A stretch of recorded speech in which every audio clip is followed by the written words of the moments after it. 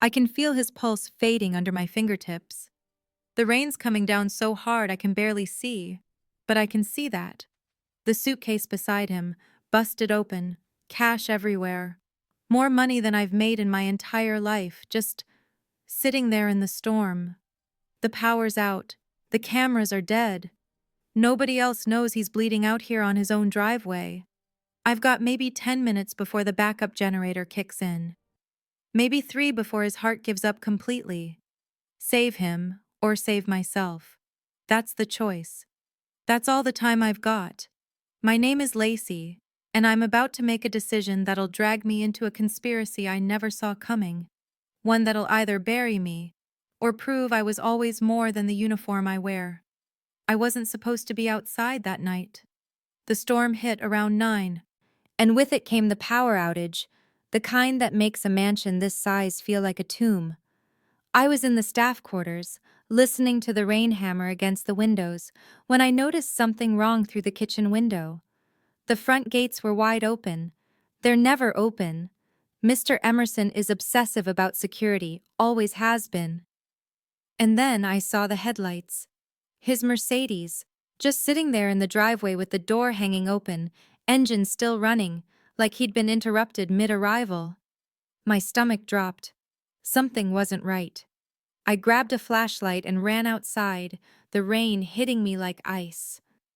That's when I saw him, sprawled out on the pavement, his white shirt soaked through with blood and rainwater, turning everything pink.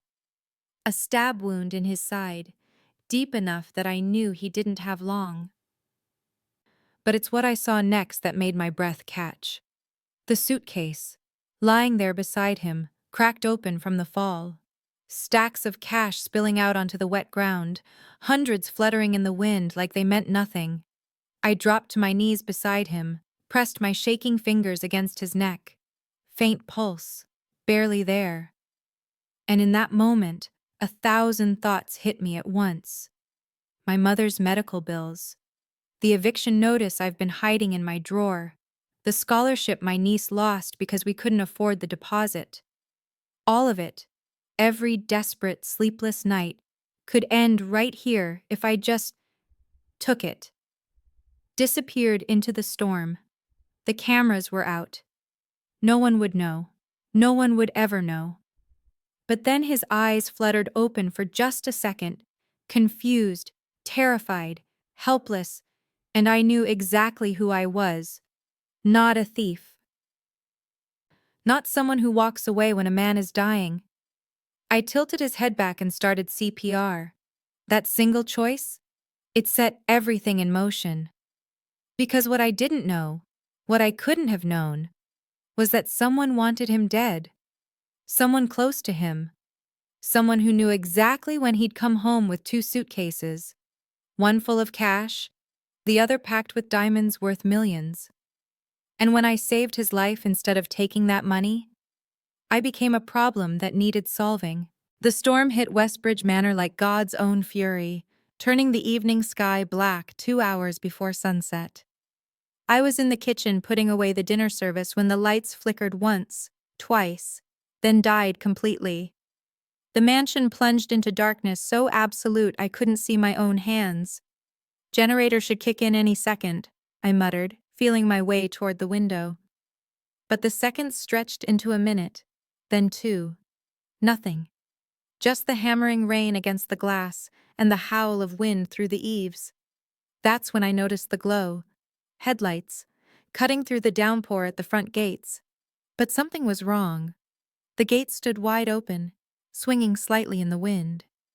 Mr. Emerson never left them open. Never. The man was meticulous about security, especially on nights like this when he'd been traveling with valuable cargo. My heart started beating faster. I grabbed my phone, turned on the flashlight, and moved through the darkened hallways toward the front entrance. Through the rain-streaked windows, I could see more clearly now. The Mercedes, driver's door hanging open, headlights blazing into the storm like searchlights. The engine was still running. I could hear it purring beneath the thunder. But no movement. No Mr. Emerson walking toward the house. I pushed open the heavy front door, and the storm tried to rip it from my hands. Rain slashed sideways, immediately soaking through my uniform. I held up my phone, the weak beam barely penetrating the darkness. "Mr. Emerson?" I called out, my voice swallowed by wind. That's when I saw him. He was lying on the wet pavement halfway between the car and the house, motionless, face up in the rain. Even from 15 feet away, I could see the dark stain spreading across his white dress shirt, turning it crimson. Blood. So much blood, mixing with the rainwater, creating rivers that snaked across the driveway. Oh God! Oh God, no! I ran to him, my shoes splashing through puddles, and dropped to my knees beside his body. His eyes were closed, skin already going pale. I pressed my fingers to his neck, searching desperately for a pulse. There, faint, thready, but there. "Mr. Emerson! Chase! Can you hear me?" Nothing. His chest barely moved. My hands were shaking as I pulled out my phone to dial 911, and that's when I saw it, just beyond his outstretched hand, partially hidden by his body. A leather suitcase, lying open on its side, and spilling out of it, getting soaked by the rain, were stacks and stacks of cash. $100 bills, bound in neat bundles, more money than I'd ever seen in my entire life. I froze, phone in one hand, staring at that money. My mother's medical bills flashed through my mind. 3 months behind on rent. The collection notices stuffed in my drawer. My younger brother, who'd had to drop out of college because we couldn't afford tuition. All those problems, all that crushing weight, this money could solve everything. All of it. Tonight. The power was still out. No cameras, no witnesses, just me, a dying man, and enough cash to change my life forever. 10 minutes, I thought. Maybe 10 minutes before the backup generator kicks in. I looked down at Chase Emerson's deathly pale face. Rain streaming across his closed eyes. I'd worked for him for 2 years. He'd never treated me like I was invisible, never spoken down to me, never made me feel small. When my mother got sick, he'd given me time off without question. Last Christmas, he'd handed me a bonus that kept us from losing the apartment. "You're a good person, Lacey," he told me. "Don't let anyone make you forget that." The money gleamed in my phone's light, practically screaming at me to take it, but I already knew what I was going to do. I shoved the phone back to my ear as the 911 operator answered. "I need an ambulance at Westbridge Manor, 1847 North Shore Drive. My employer's been stabbed. He's bleeding out. Please hurry." While I gave her the details, I ripped open Chase's shirt, buttons scattering across the wet pavement. There, a stab wound in his upper abdomen, still pumping blood. I pressed my palm hard against it, feeling the hot blood pulse against my skin despite the cold rain. "Stay with me," I whispered, tilting his head back to open his airway like I'd learned in that CPR class I'd taken 3 years ago. "Don't you dare die on me, Chase Emerson." His pulse was getting weaker. I started compressions, counting out loud, ignoring the money scattered around us, ignoring everything except the rhythm. 30 compressions, 2 breaths, 30 more. The rain tried to drown us both, but I wouldn't let it. Somewhere far away, sirens began to wail. I didn't look at the money again. Not once. But I did notice, in the beam of my flashlight, that there should have been 2 suitcases in the car. Chase had told me that morning he was picking up some items for a business deal. I'd seen him leave with 2 empty cases. Now there was only one.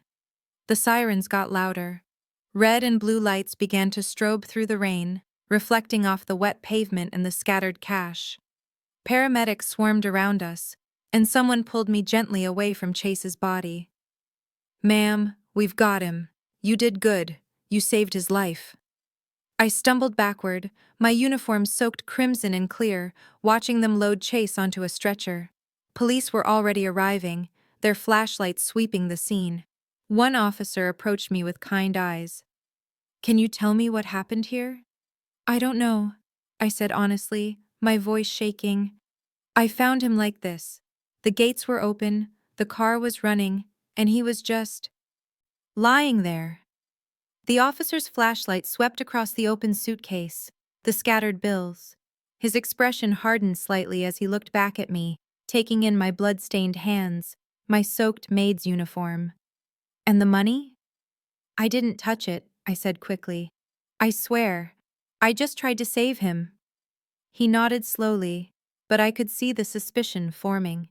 A maid, alone with a dying billionaire and a fortune in cash. I could already imagine how this would look. The ambulance pulled away, sirens screaming into the storm. I stood there shivering as more police arrived, as they began marking off the scene with yellow tape, as someone finally got the backup generator running and the mansion's lights blazed back to life. I looked down at my hands, still covered in Chase Emerson's blood, and wondered if I'd just made the biggest mistake of my life, or the only choice I could live with. Either way, everything was about to change. The hospital waiting room smelled like disinfectant and bad coffee. I sat in a plastic chair, still wearing my blood-stained uniform because the police had needed to photograph it as evidence before I could change. Other people in the waiting room kept glancing at me, then quickly looking away. I didn't blame them. I looked like I'd walked out of a crime scene. Because I had. 3 hours. That's how long Chase had been in surgery. 3 hours of me sitting here, replaying everything in my mind, wondering if I'd done enough, if I'd been fast enough, if he was going to survive. My phone buzzed. My brother, Marcus, texting for the 4th time. "You okay? What's happening?" I didn't know how to answer him. I typed back, "Still waiting, I'll call you later." The elevator doors chimed open, and I looked up expecting to see a doctor. Instead, Victoria Hutchings swept into the waiting room like she was walking a red carpet. Even at midnight, even in a crisis, she looked perfect. Designer coat, expertly applied makeup, diamond earrings catching the fluorescent lights. Her heels clicked sharply against the linoleum. She spotted me immediately, and her expression shifted from composed concern to something colder. "You," she said, her voice tight.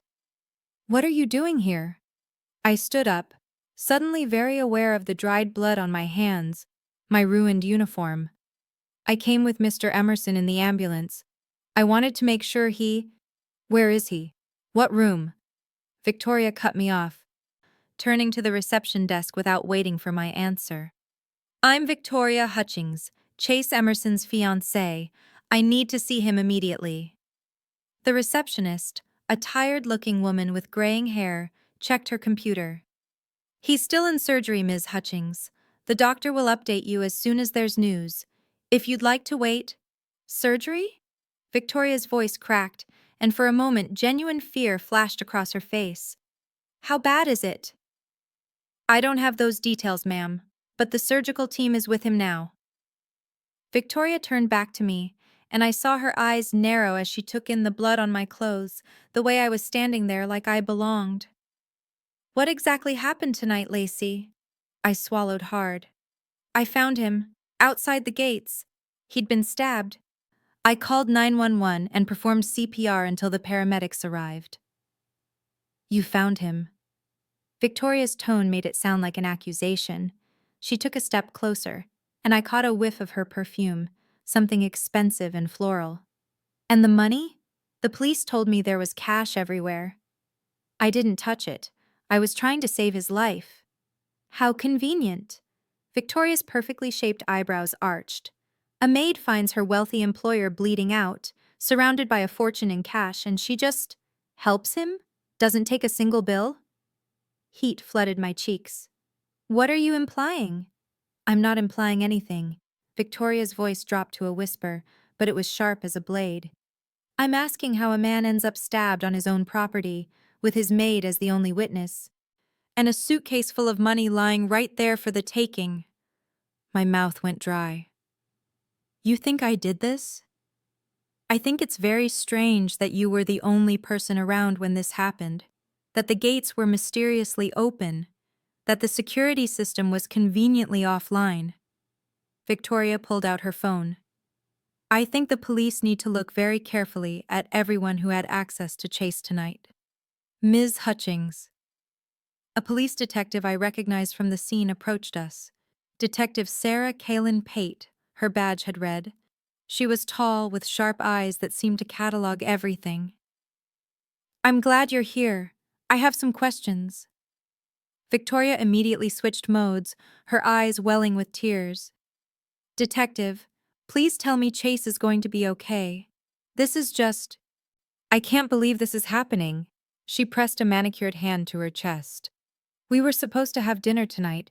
If I'd been there, maybe I could have... Where were you this evening, Ms. Hutchings? Detective Pate's question was gentle but pointed. I was at a charity gala at the Rosewood Hotel downtown. I have dozens of witnesses. I didn't even know anything had happened until the hospital called me. Victoria dabbed at her eyes with a tissue that appeared from somewhere in her purse. Detective, you have to find who did this. Chase is... He's everything to me. Detective Pate nodded, making notes. Then she turned to me. Ms. Lacey, I'll need you to come down to the station tomorrow to give a formal statement. Of course, I said quietly. Victoria's tears stopped as quickly as they'd started. Detective, I hate to say this, but... She glanced at me, then back to the detective. Chase kept a lot of cash in the house sometimes, for business dealings. Lacey would have known about that, and she would have known his schedule, known when he'd be arriving home tonight. My blood turned to ice. I would never... I'm just saying what needs to be said. Victoria's voice was silk over steel. Someone close to Chase, someone he trusted, had to have set this up. The timing was too perfect, the security failure too convenient. She looked at me with something like pity in her eyes, but I could see the calculation beneath it. Sometimes people get desperate. Medical bills, family problems. I know Lacey's been under financial strain. Detective Pate's expression didn't change, but I saw her hand move to her notepad. Ms. Lacey, perhaps we should have that conversation tonight after all. Would you mind coming with me? The waiting room tilted slightly. This couldn't be happening. I'd saved Chase's life, and now I was being accused of trying to end it? I didn't do anything wrong, I said, hating how my voice shook. I found him and I helped him, that's all. Then you have nothing to worry about, Victoria said smoothly. The truth will come out. Before Detective Pate could respond, a surgeon in blue scrubs emerged from the elevator. Family of Chase Emerson? Victoria rushed forward. I'm his fiancée. How is he? The surgeon looked tired but cautiously optimistic. He's stable. The blade missed all major organs by millimeters. He's incredibly lucky. He lost a lot of blood, but the CPR administered at the scene kept oxygen flowing to his brain. Whoever did that saved his life. Victoria glanced back at me, and for just a second, I saw something flicker across her face, not gratitude, something harder to read. Then she turned back to the surgeon with fresh tears. Can I see him? He's in recovery. Once he's moved to ICU, you can visit briefly, but he'll be unconscious for several more hours. Thank you, doctor. Thank you so much. Victoria pressed her hands together like she was praying. Detective Pate touched my elbow. Ms. Lacey, let's go have that conversation. I followed her toward the elevator, my legs feeling like lead. As the doors closed, I caught one last glimpse of Victoria. She was watching me with an expression that made my skin crawl. Not grief, not fear, victory. The detective led me to a small consultation room and closed the door. I need you to walk me through everything again, from the beginning, every detail. So I did. I told her about noticing the open gates, finding Chase, the money, my decision to help him instead of taking it. I told her about the missing second suitcase, about how the power had been out, about every single thing I could remember. Detective Pate listened without interrupting, her pen moving across her notepad in swift, precise strokes. When I finished, she leaned back in her chair. The paramedics confirmed your story. The CPR was administered correctly, and the timeline matches. You called 911 at 8:47 p.m. The ambulance arrived at 8:53. That's not much time for anything except exactly what you described. Relief flooded through me. So you believe me? I'm saying the evidence supports your account, but Ms. Hutchings has raised some valid questions. You did have access to the property, knowledge of Mr. Emerson's schedule, and you are in financial difficulty. I didn't hurt him, I said firmly. I wouldn't. He's been nothing but kind to me. Detective Pate studied my face for a long moment. Then she stood. We'll be reviewing all the security footage from the property and surrounding areas. We'll be checking Mr. Emerson's phone records, his business dealings, everything. If you're telling the truth, the evidence will show that. What if Victoria pushes you to arrest me anyway? She doesn't make that decision. The evidence does. Detective Pate opened the door. Go home, Ms. Lacey. Get some rest. We'll be in touch. But as I walked out of the hospital into the pre-dawn darkness, I knew rest wasn't coming. Victoria had already decided I was guilty, and she was the kind of woman who got what she wanted. My phone buzzed again. An unknown number. I almost didn't answer, but something made me press accept. Ms. Lacey? A man's voice, professional and crisp. This is Officer Denzel Rodriguez with the Westbridge Police. We've reviewed the dashcam footage from Mr. Emerson's vehicle. My heart stopped. And? The camera was still recording when the attack happened. We can see everything. A male assailant, approximately 6 feet tall, wearing a dark mask and gloves. He approached Mr. Emerson as he was getting the suitcases from the trunk, stabbed him, took one case, and fled on foot. The timestamp shows this happened at 8:39 p.m., 8 minutes before you called 911. I gripped the phone so hard my knuckles went white. So you know I didn't do it. The video exonerates you completely.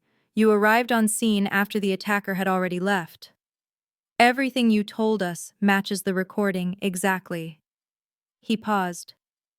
We'll need you to come identify some items we recovered from the scene, but you're no longer a person of interest. We're sorry for the confusion. I leaned against the hospital wall, suddenly dizzy with relief. Thank you. Thank you for telling me. After I hung up, I stood there in the parking lot as the sun started to creep over the horizon, painting the sky in shades of pink and gold. Chase was alive. I wasn't going to be arrested. The truth was on video. But somewhere in that hospital, Victoria was planning her next move. Because women like her didn't give up just because the first attack failed. And I had a terrible feeling that this was far from over. Chase opened his eyes 4 days after the attack. I was in his hospital room when it happened, arranging fresh flowers that someone from his company had sent. Victoria hadn't been there in hours. She'd left around noon, saying she had appointments she couldn't miss. I'd volunteered to sit with him during my afternoon off, telling myself it was just concern for my employer. But the truth was more complicated than that. Water, he croaked, his voice like gravel. I spun around, nearly dropping the vase. His eyes were open, those dark brown eyes that I'd only ever seen unconscious or closed. They found me immediately, confused but aware. Mr. Emerson. I rushed to his bedside, pressing the call button for the nurse. Don't try to move. You're in the hospital. You're safe. What? He tried to sit up and winced, his hand moving instinctively to his bandaged abdomen. What happened? You were attacked. 4 nights ago, outside your home. Someone stabbed you. I held a cup of water to his lips, letting him take small sips. The doctor said you're going to be okay. His brow furrowed as he tried to process this. Attacked? I don't remember. A nurse bustled in, all efficiency and warm smiles. Welcome back, Mr. Emerson. I'm Claire. How are you feeling? Like I've been stabbed, apparently, Chase murmured, but there was no humor in his voice, just confusion. I can't remember. That night, it's just blank. The nurse checked his vitals while paging the doctor. Within minutes, the room filled with medical staff, and I stepped back into the corner, suddenly feeling like I didn't belong. But Chase's eyes kept finding me, as if I was the only familiar thing in all the chaos. After what felt like an eternity of examinations and questions, the doctor, a stern woman named Dr. Leah Brennan, delivered her assessment.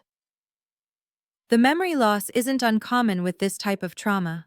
The brain sometimes protects itself by blocking out traumatic events. It may come back gradually, or it may not come back at all. So I just don't remember being attacked?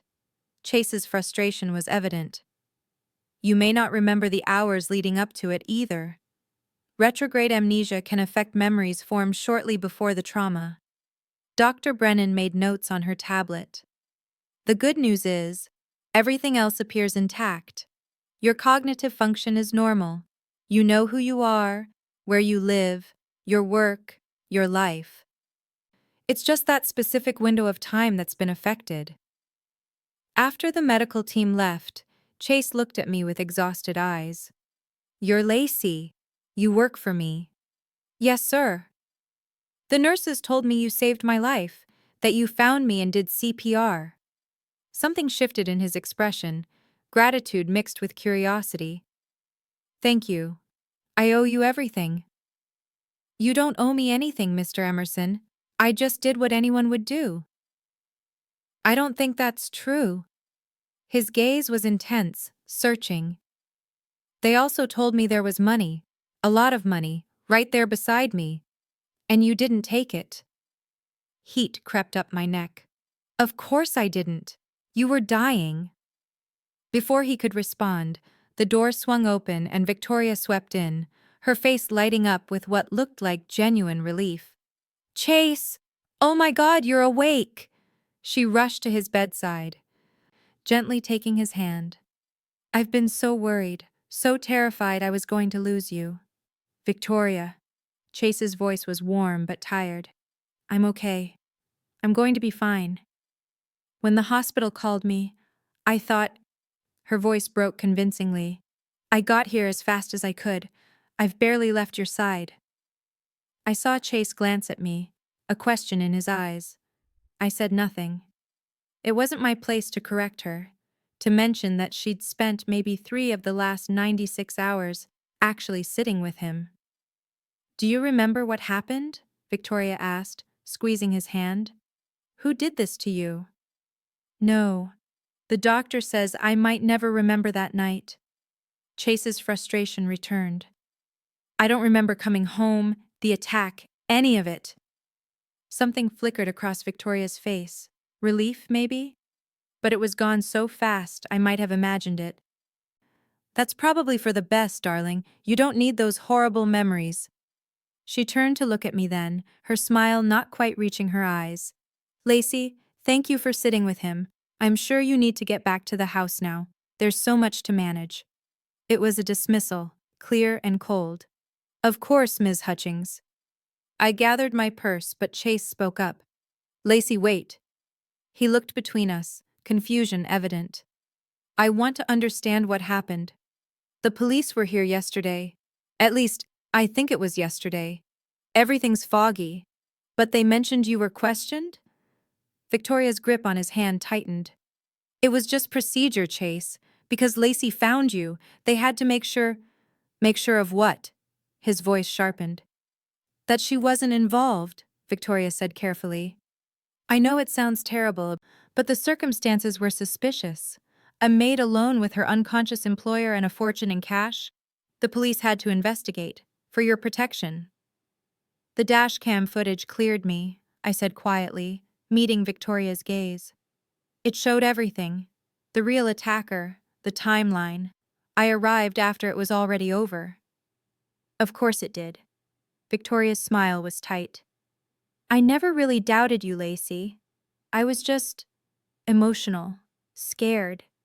You understand? I understood perfectly. She tried to throw me to the wolves, and it hadn't worked. Chase was watching this exchange with sharp eyes, and I realized the confusion in them wasn't quite as complete as everyone seemed to think. I want to see that footage, he said. Detective Pate mentioned it. Can someone get me a copy? Chase, you should be resting, not... Victoria started. Someone tried to kill me. His voice was harder now, more like the decisive businessman I knew. I want to see what happened, even if I can't remember it. Victoria's lips pressed into a thin line, but she nodded. Of course, darling. Whatever you need. I'll arrange it. Dr. Brennan returned with a wheelchair and another nurse. Mr. Emerson, we're going to move you to a private recovery suite. You'll be more comfortable there, and we can start physical therapy tomorrow. As they prepared to transfer him, Chase looked at me again. Lacey, I know this is unusual, but would you be willing to help with my care when I'm released? I trust you, and apparently, you already know CPR. He attempted a smile. I'd feel safer. Victoria's expression could have frozen fire. Chase, I'll be taking care of you. And we can hire a private nurse if needed. Lacey has the entire house to manage. I'd like Lacey, Chase said firmly. If she's willing. Every instinct told me to decline, to avoid the storm I could see brewing in Victoria's eyes. But something else, something stronger, made me nod. I'd be happy to help, Mr. Emerson. It's settled then. Chase relaxed back into his pillows as they wheeled him toward the door. Lacey, could you bring me some of my things from home? Comfortable clothes, my laptop, books from my study? Of course. Victoria can show you which items. He squeezed her hand. Thank you both. For everything. As the medical team wheeled him out, Victoria and I were left alone in the empty room. The silence stretched between us like a drawn blade. You're playing a dangerous game, Victoria said softly. Her pleasant mask completely gone now. I don't know what you think you're doing, but Chase is mine. We're engaged. We're building a life together. I'm just doing my job, Ms. Hutchings. Your job is to clean and cook, not to play nursemaid to my fiancé. She stepped closer, and I could smell her expensive perfume again. I know your type, Lacey. You see a rich, handsome man in a vulnerable position, and you think this is your chance to climb the ladder. But let me be very clear. You will never be anything more than the help. I held her gaze, refusing to flinch. I saved his life. I'm not trying to take anything from you. Good. Because you won't get the chance. Victoria picked up her designer purse. Get his things from the house. Bring them to his new room. Then make yourself scarce. I don't want you hovering around like some kind of martyr. She left in a cloud of perfume and barely contained rage. I stood there for a moment, my hands trembling slightly. Then I pulled out my phone and called Marcus. Hey sis, how's the billionaire? Awake, and he doesn't remember the attack. I walked toward the elevator, keeping my voice low.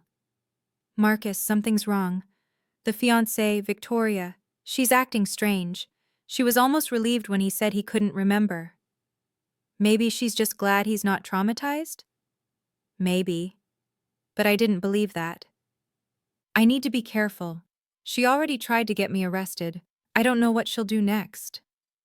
Then maybe you should stay away from this whole situation, Marcus said, worry evident in his voice. Let the police handle it. You did your good deed. Don't get more tangled up in their drama. But as I drove back to Westbridge Manor in the fading afternoon light, I knew it was already too late for that. I was tangled up in this, whether I wanted to be or not. And somewhere in the back of my mind, a small voice whispered that Chase Emerson's memory loss might not be as complete as he was letting everyone believe. The way he'd looked at me, the questions he'd asked, the sharpness beneath the confusion, it all felt like something more than simple recovery. It felt like strategy. The mansion loomed ahead, its windows dark and unwelcoming. I pulled through the gates, now properly closed and secured, and parked near the entrance. Inside, I'd need to gather Chase's things: his clothes, his books, his laptop.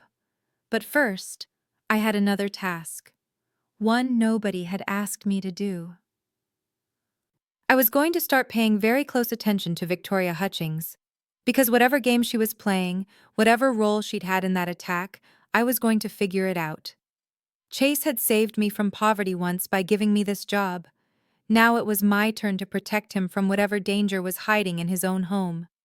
Even if that danger wore designer clothes and a diamond engagement ring. 3 weeks later, Chase came home to Westbridge Manor in a wheelchair he didn't actually need. I knew he didn't need it because I'd caught him standing perfectly well in his hospital room 2 days earlier, stretching his legs while Victoria was out. The moment he'd seen me in the doorway, he'd eased himself back down with a subtle shake of his head and a finger to his lips. I'd understood immediately this was part of something bigger, so I'd played along, helping him back into the chair as if nothing had happened. Now, watching the medical transport team wheel him through the front entrance while Victoria fussed over blanket placement, I wondered what exactly he was planning. "Careful with the threshold," Victoria instructed, her hand resting possessively on Chase's shoulder. "And Lacey, you've prepared the downstairs guest suite like I asked?" "Yes, Ms. Hutchings, everything's ready." I'd spent the morning converting the first-floor suite into a recovery room. Hospital bed, medical supplies, everything he might need within easy reach. "The physical therapist arrives tomorrow at 9. "Perfect." Victoria smiled, but it didn't reach her eyes. It never did when she looked at me anymore. "Chase needs complete rest and minimal stress. Doctor's orders." Chase said nothing, just gazed around the foyer like he was seeing it for the first time, or like he was cataloging everything, I couldn't tell which. Once he was settled in the suite, Victoria made a show of fluffing his pillows and adjusting his blankets. "I have to run to the city for a few hours. That charity board meeting I mentioned, but I'll be back by dinner. Lacey will get you anything you need." She kissed his forehead like he was a child. "Rest, darling, please." "I will. Thank you for everything, Victoria." She left in a cloud of perfume and clicking heels, and the moment her car pulled through the gates, Chase's entire demeanor shifted. The helpless invalid vanished, replaced by the sharp-eyed businessman I'd glimpsed in the hospital. "She's gone?" he asked quietly. I moved to the window, watching Victoria's silver Audi disappear down the tree-lined drive. "Yes, sir." "Good." Chase reached for the wheelchair controls, then stopped looking at me. "How long have you known?" "That you can walk? Since the hospital. I saw you standing." A ghost of a smile crossed his face. "And you didn't say anything." "It wasn't my place to say anything, Mr. Emerson." "Chase. Please, just call me Chase." He maneuvered the wheelchair to face me fully. "And it might not have been your place, but you could have. Victoria would have rewarded you for telling her. She'd love to know I'm deceiving her." The words hung in the air between us, heavy with implication. "Why are you?" I asked finally. "Deceiving her, I mean." Chase was quiet for a long moment, his fingers drumming against the wheelchair's armrest. "The police asked me to. Detective Pate came to see me privately, without Victoria. She said the attacker is still out there, the diamonds are still missing, and whoever planned this had inside information about my schedule, my cargo, everything." He met my eyes. "They think someone close to me was involved." My stomach tightened. "Victoria. They don't know, but they want to draw out whoever it was. So they suggested I pretend to have more extensive injuries, more memory loss, more vulnerability than I actually have, to see who gets comfortable, who gets careless. That's dangerous. So is having someone in my life who tried to have me killed." His voice was hard now, edged with something dark. "If it was Victoria, I need to know. If it wasn't, I need to know who it was. Either way, I can't just sit back and trust blindly anymore." I understood that. Trust, once shattered, didn't heal clean. What can I do? The words came out before I could stop them. Chase studied me, and I felt that gaze like a physical thing, intense, measuring, seeing more than I wanted to show. You're already doing it, taking care of me, being here. But Lacey, I need to ask you something, and I need you to be honest. All right. Do you trust Victoria? The question should have been simple, but the answer was complicated, tangled up in power dynamics and the fear of being wrong about someone so far above my station. Still, Chase had asked for honesty. No, I said quietly. I don't. Why not? I thought about the past 3 weeks, the patterns I'd noticed, the small inconsistencies that had piled up like evidence. She barely visited you in the hospital, maybe 3-4 hours total over 4 days. But she told everyone she never left your side. She cried in front of the doctors and police, but the moment they left, the tears stopped. And when you said you couldn't remember the attack, I hesitated. What?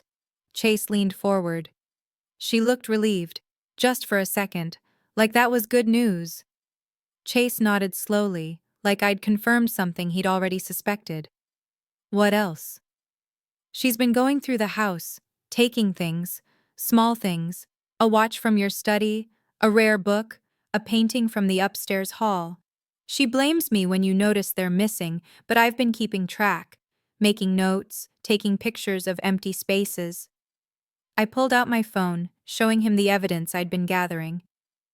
And she's been on her phone constantly, having quiet conversations she ends the moment I come near. Chase scrolled through my photos, his expression darkening. These items are worth thousands, some of them tens of thousands. He looked up. Why didn't you tell me? I tried to tell the police, but without proof she took them, it was just my word against hers, and I'm the maid. Nobody listens to the maid. I'm listening now. Chase handed my phone back. Lacey, I need you to keep doing exactly what you've been doing. Watch her. Document everything. But be careful. If she was willing to have me killed, she won't hesitate to hurt you if she thinks you're a threat. The weight of that settled over me like a cold blanket. I can handle myself. I'm sure you can. You saved my life. After all. Something shifted in his expression, softness mixing with the hardness. But I don't want you in danger because of me. Before I could respond, his phone buzzed. Chase glanced at the screen and his jaw tightened. It's Victoria, she's checking in. He answered with a voice full of exhaustion. Hi, darling. Yes, I'm resting. Lacey's taking good care of me. No, I don't need anything. I love you too. See you at dinner. He ended the call and let out a long breath. This is going to be harder than I thought. Pretending to love her? Pretending I don't see what she really is. Chase looked at me, and there was something raw in his eyes. 3 years, Lacey. We've been together 3 years, engaged for 8 months. And I'm sitting here realizing I don't actually know her at all. Or maybe I did know. And I just didn't want to see it. I moved closer, drawn by the pain in his voice. You couldn't have known she'd... But I knew something was wrong. For months now. Maybe longer. The way she talked about money, about the business, about our future. It was always about what I could give her, never about... He trailed off, shaking his head. I'm sorry. You don't need to hear this. It's all right. And strangely, it was. Despite everything, the class difference, the complicated situation, the danger, I wanted to hear it, wanted to understand him beyond the role of employer and employee. Can I tell you something? Chase asked quietly. Of course. That night, before the attack, I do remember some of it. Not everything, but pieces. I remember thinking I needed to end things with Victoria, that I couldn't marry her. I was planning to do it that week. He laughed bitterly. Then someone stabbed me before I got the chance. The implications of that crashed through me. You think she knew? That you were going to break up with her? I don't know. Maybe. I'd been distant, pulling away. She's not stupid. She must have sensed something. Chase ran a hand through his hair, a gesture of frustration I'd never seen him make before. Or maybe I'm wrong about all of this. Maybe she had nothing to do with it, and I'm just looking for someone to blame because I'm angry and hurt and… He stopped abruptly as we both heard it, the sound of a car in the driveway. Way too soon for Victoria to be back. I moved to the window and felt my blood run cold. It's a black SUV, tinted windows. I don't recognize it. Chase was instantly alert, his hand moving to his phone. Lock the doors, now. I ran to the front entrance, engaging the deadbolt just as someone knocked, hard, insistent, demanding. Through the ornate glass panels, I could see a man's silhouette. Large, imposing. Mr. Emerson, a deep voice called. I know you're in there. We need to talk about our business arrangement, the one you failed to complete. Chase wheeled himself into the foyer, his face pale but composed. Don't open it, he said quietly. That's Justin Hawthorne. He's the business associate I was supposed to deliver the diamonds to. The pieces clicked into place. I think he either ordered the hit to steal them, or he's here because he thinks I still have them. Chase pulled out his phone. Either way, we're not opening that door. The knocking became pounding. Mr. Emerson, I'm not a patient man. You took my merchandise, my very expensive merchandise. I want it back, or I want compensation. Today. I'm calling the police, I whispered. But Chase grabbed my wrist, stopping me. Wait. If we call them now, he'll just leave. We have no proof he's done anything wrong, but if he keeps talking… Chase held up his phone, recording. Let him incriminate himself. The pounding stopped. For a moment, there was just silence. Then Justin's voice came again, lower now, more menacing. I know you're listening, Emerson. So hear this clearly. I paid for those diamonds, $1 million, transferred 2 months ago. You promised delivery by last month. Now you claim you were robbed? Convenient. Very convenient. Chase's eyes met mine as we both heard the confession being recorded. You have 48 hours to return my property or my money, Justin continued. After that, I stop being reasonable. And trust me, you don't want to see me unreasonable. Ask your friend Peterson what happens when people try to cheat me. The threat hung in the air, and then we heard footsteps retreating, a car door slamming, the SUV pulling away. Chase stopped the recording and immediately forwarded it to Detective Pate. That's evidence, real evidence. He just admitted to having a financial connection to the stolen diamonds. But it doesn't prove he ordered the attack, I said, my heart still racing. No, but it's a start. Chase looked at me, and I saw real fear in his eyes for the first time. Lacey, this is bigger than I thought. Bigger and more dangerous. If Justin is involved, if he thinks I still have his diamonds or his money… He reached for my hand, gripping it tightly. I can't let you stay here. It's not safe. Where exactly would I go? This is my job, my home. I'll pay for a hotel, an apartment, whatever you need until this is over. No. I squeezed his hand back, surprised by my own certainty. You're in a wheelchair, even if it's fake, and you've got someone threatening your life. I'm not leaving you alone with Victoria, who might have tried to kill you once already. That's not happening. Lacey. I made a choice that night in the rain, remember? Life over money. I chose to save you. I'm not stopping now just because it got complicated. I met his eyes. We figure this out together, or not at all. Something shifted in Chase's expression. Gratitude, yes, but also something deeper. Something that made my breath catch. Together, he said quietly. But if anything happens to you because of me, then we'll deal with that too. I helped him turn the wheelchair back toward his suite. Now come on. Victoria will be back in a few hours, and you need to look appropriately exhausted and helpless. As I helped him back into bed, arranging the covers and medical equipment, Chase caught my wrist again. Lacey, why are you really doing this? You could walk away, find another job, stay safe. I thought about that, about all the practical reasons I should run. But there was only one truth that mattered. Because you matter, I said simply. And because nobody should face this alone. His fingers tightened around my wrist for just a moment, his thumb brushing across my pulse point. Then he released me, settling back into his performance of weakness. But the warmth of his touch stayed with me long after I left the room. Outside, storm clouds were gathering again, and I couldn't shake the feeling that another kind of storm was coming, one that would wash away all our careful pretenses and expose every dangerous truth we'd been avoiding, including the one neither of us was ready to admit, that somewhere between life and death, between employer and employee, something had shifted between us, something that made this situation infinitely more complicated and infinitely more dangerous. I heard Victoria's voice at 2 in the morning.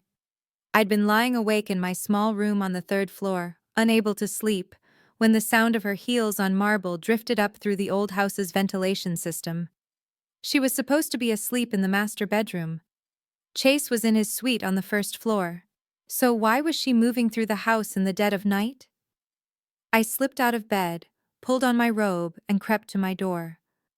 The hallway was dark, but a sliver of light showed beneath Victoria's bedroom door across the hall.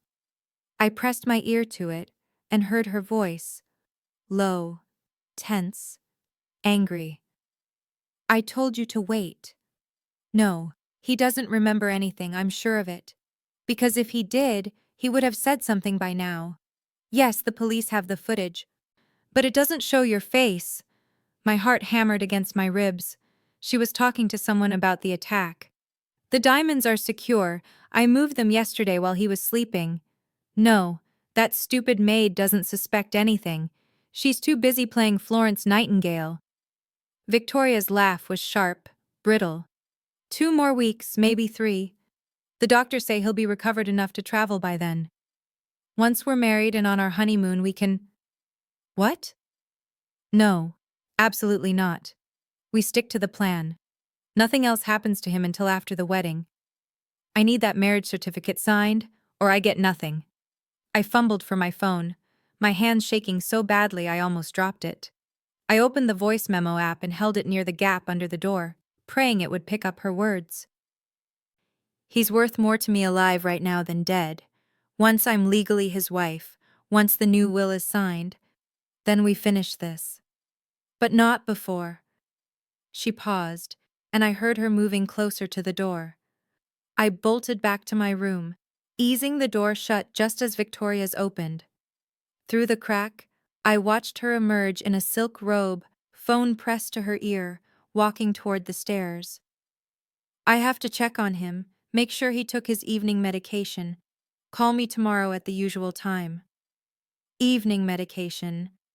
The pills I'd been bringing Chase every night, the ones prescribed by his doctor.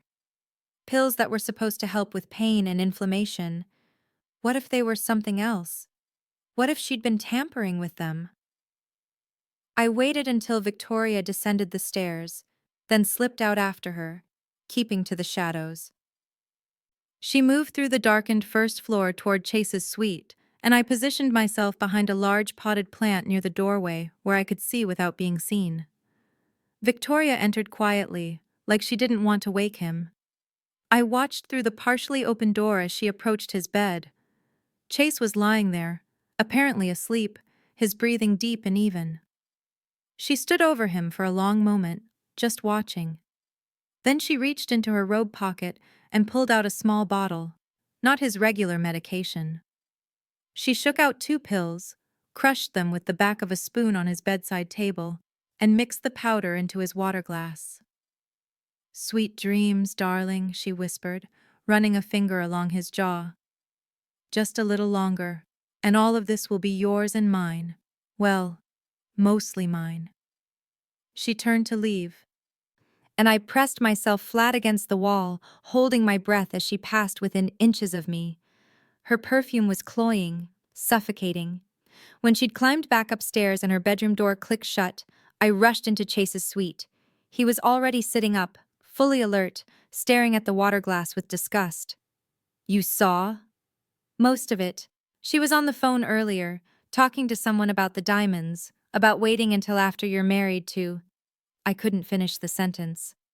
"To kill me." Chase said it matter-of-factly, like he'd already accepted this truth.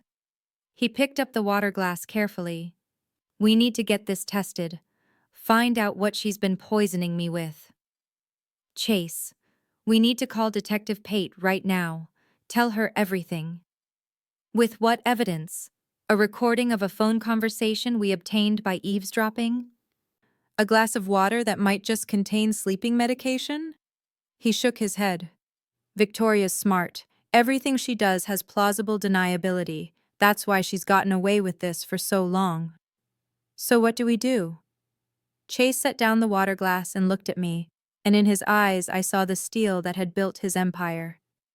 "We set a trap, a real one. We give her exactly what she wants, or make her think we are, and when she makes her move, we catch her." "That's insane. She's trying to kill you." "She's trying to marry me first. That gives us time." He swung his legs out of bed. No pretense now, just fluid movement. "But I need your help, Lacey. I can't do this alone."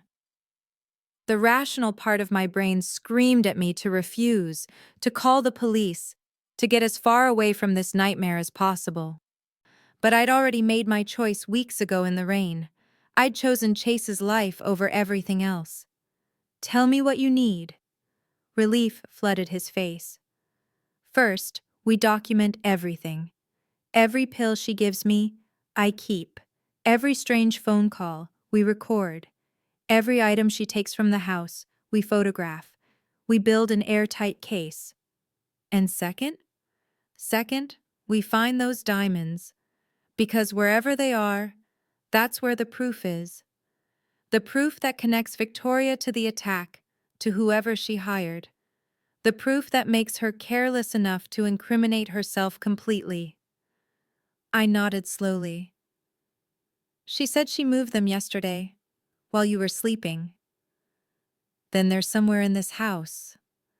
Chase stood, steady and strong. "And we're going to find them." For the next 2 hours, we searched. Chase knew every inch of Westbridge Manor, its hidden compartments, its architectural quirks, its secrets. We started with Victoria's bedroom, moving silently through her things while she slept. Designer clothes, expensive jewelry, endless beauty products. But no diamonds. We checked the guest rooms, the library, the solarium. Nothing. Finally, as dawn started to gray the windows, Chase paused in his study. "Wait, she said she moved them yesterday. But yesterday I was awake most of the day. The only time I was definitely asleep was—" His eyes widened. "After she gave me my evening medication. She drugged me so she could move them." "Where would she put them that you wouldn't think to look?" Chase turned slowly, scanning the room. Then his gaze landed on something I'd never have noticed. A small bronze statue of a rearing horse on the bookshelf. "That's new. I've never seen that before." He lifted the statue. It was heavier than it should be. Chase twisted the base, and it opened with a soft click. Inside, wrapped in black velvet, was a leather pouch. We both knew what was in it before he opened it. Diamonds. Dozens of them, each one the size of my thumbnail, catching the early morning light and throwing rainbows across the walls. A fortune in precious stones, the exact cargo that was supposed to have been stolen. "She kept them," I breathed. "She hired someone to attack you, to steal them, and then she kept them for herself." "Not just kept them, hid them in plain sight." Chase's voice was cold. "She's been planning this for months, maybe longer. Waiting for the right moment to cash out and disappear. But she can't sell them without questions being asked. They're too distinctive, unless she's already found a buyer, someone who doesn't ask questions." Chase pulled out his phone and took photos of the diamonds, the pouch, the statue. Someone like Justin Hawthorne. The pieces clicked together with horrifying clarity. She's playing both sides. She hired someone to steal the diamonds from you so Justin would think you'd been robbed. Then she kept them to sell to Justin herself, making double what she'd get from just the insurance claim and your death. And once we're married and she's in my will, she kills me, inherits everything, sells the diamonds to Justin, and walks away with tens of millions. Chase's jaw tightened. She's been planning my death like a business transaction. Before I could respond, we heard footsteps on the stairs. Victoria, up early. We had maybe 90 seconds before she'd be checking on Chase. Go, he hissed, pressing the diamonds back into the statue and replacing it exactly as it had been. Get back to your room. Act normal. I ran, my bare feet silent on the carpet, slipping into the hallway just as Victoria rounded the corner. She was already dressed, already perfect. Lacey, she looked surprised to see me. What are you doing up so early? I heard a noise. I was checking to make sure everything was all right. The lie came easily, powered by adrenaline. Victoria's eyes narrowed slightly. How thoughtful. I was just going to check on Chase, make sure he's comfortable. Why don't you start breakfast? He'll be hungry when he wakes up. Of course, Ms. Hutchings.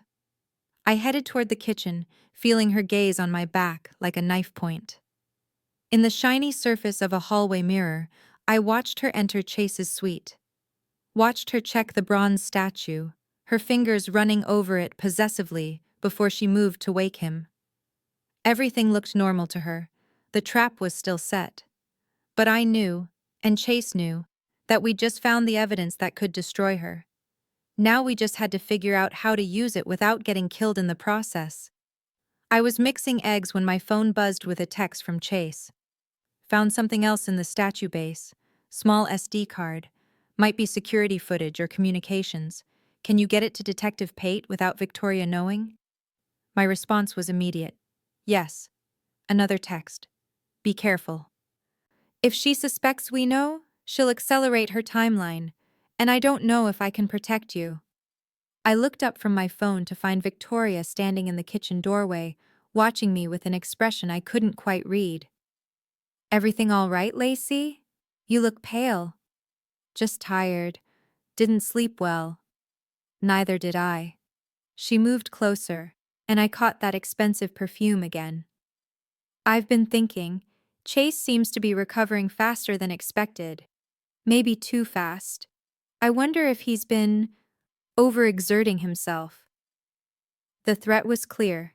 She was suspicious. He hasn't left his bed except for the bathroom, Ms. Hutchings. I make sure of that. Good, Victoria smiled, and it was the smile of a predator.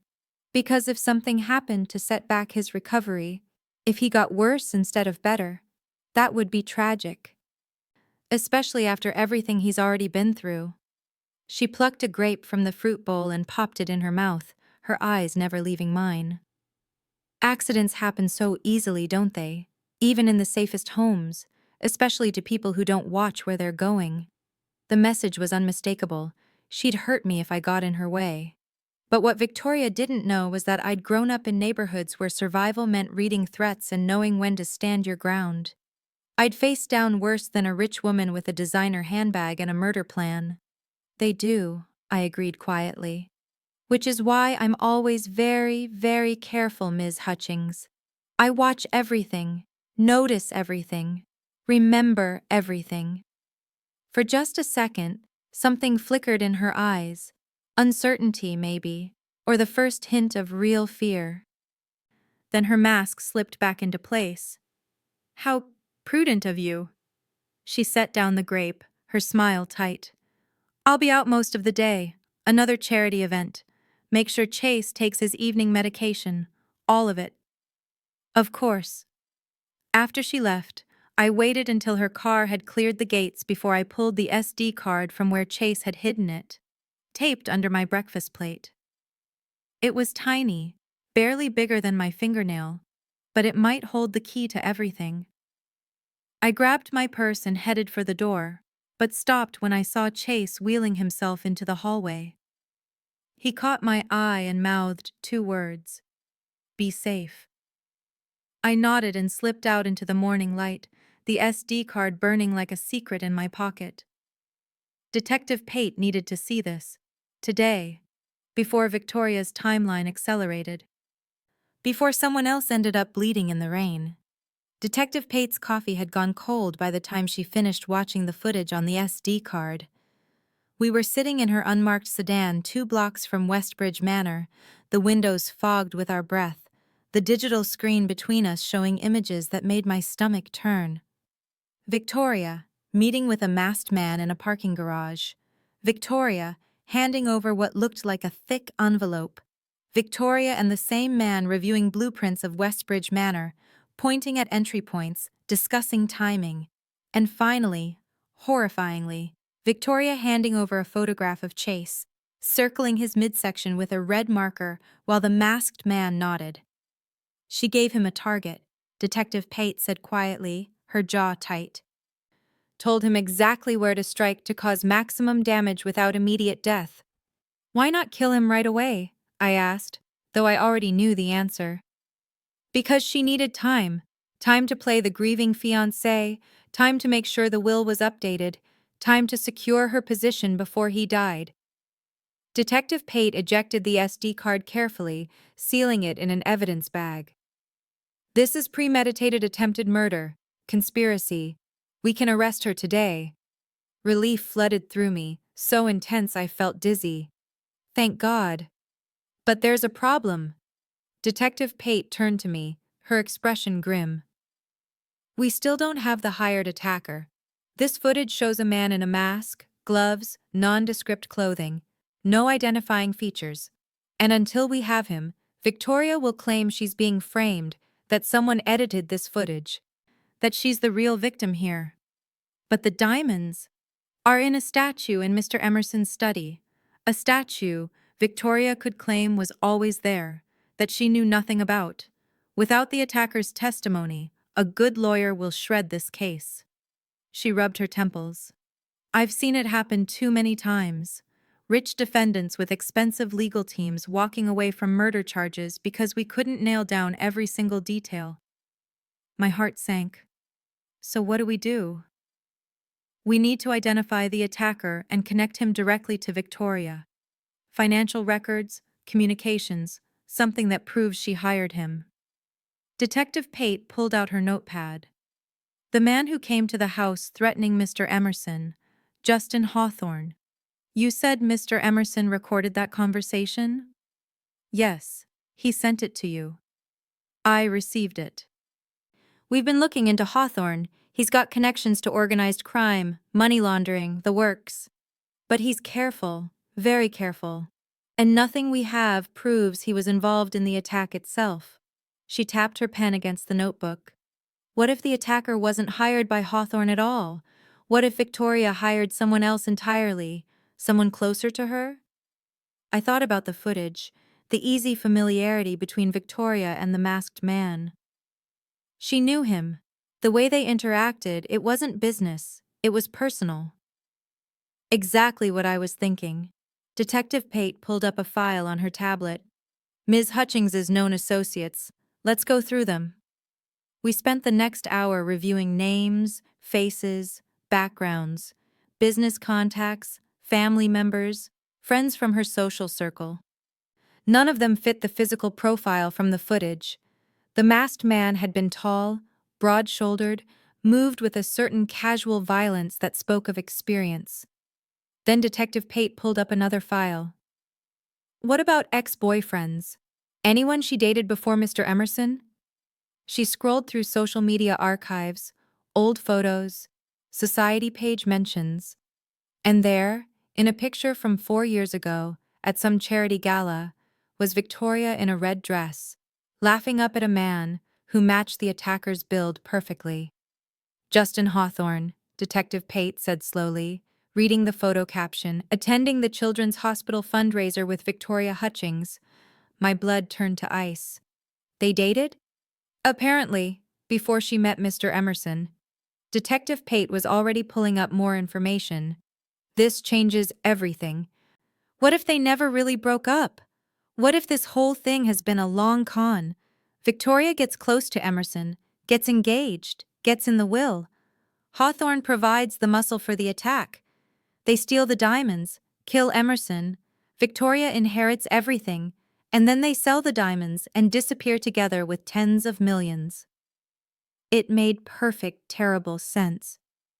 But Hawthorne came to the house threatening Chase. Why would he do that if he and Victoria were working together? To establish distance, to make sure no one connected them. Detective Pate's eyes were bright with the thrill of pieces falling into place. If he publicly threatens Emerson over the missing diamonds, plays the angry business partner, no one suspects he's actually Victoria's accomplice. It's misdirection. So what now? Detective Pate started the car. Now we confirm Hawthorne is our attacker, and we get him to flip on Victoria. These types always do when faced with serious prison time. She looked at me seriously. But Lacey, this gets more dangerous from here. If Victoria and Hawthorne realize we're closing in, if they think their plan is falling apart, they'll try to finish what they started. Exactly. Which is why I'm assigning protection to both you and Mr. Emerson starting today. She pulled out her radio. I'm calling in backup now. We'll have unmarked units watching the house, plainclothes officers inside posing as... Her radio crackled to life before she could finish. All units, we have a 1071 at Westbridge Manor, 1847 North Shore Drive. Shots fired. Repeat, shots fired. Ambulance requested. The world tilted sideways. Chase, I whispered. Already reaching for the door handle. Detective Pate grabbed my arm. Wait for backup. If there's an active shooter, that's my home. He's in there alone. I wrenched free and bolted from the car, running toward the manor with my heart screaming in my chest. The 2 blocks felt like 2 miles. Behind me I heard Detective Pate shouting into her radio, calling for immediate response. But I couldn't stop, couldn't slow down. The image of Chase bleeding in the rain flashed through my mind on repeat, except this time I wasn't there to save him. This time I'd left him alone and vulnerable while I was playing detective in a parked car. The gates to Westbridge Manor stood open again, violently open, one hanging crooked on its hinges like it had been rammed. Victoria's silver Audi was parked haphazardly in the circular drive. Driver's door hanging open, engine still running. She'd come back early. I ran through the front entrance and immediately heard voices from Chase's suite. Victoria's high and hysterical, and Chase's, calm but strained. Relief crashed through me so hard my knees almost buckled. He was alive. He was talking. But then I heard the third voice. Male, rough, angry. You think you're clever? Faking the memory loss? Playing the invalid? Justin Hawthorne. We've been watching you, Emerson. We know you've been walking around at night. Know you've been digging into things you shouldn't. I don't know what you're talking about. Chase's voice was steady, but I heard the thread of fear beneath it. Don't lie to me. A crash, something being thrown. Victoria saw the maid this morning, saw her acting suspicious. We checked the security feeds. Saw you two searching the study last night. You found the diamonds, didn't you? Silence. Then Victoria's voice, cold and furious. Where are they, Chase? Where did you move them? I didn't touch them. Liar! Another crash. You've ruined everything. Everything. Do you know how long I've been planning this?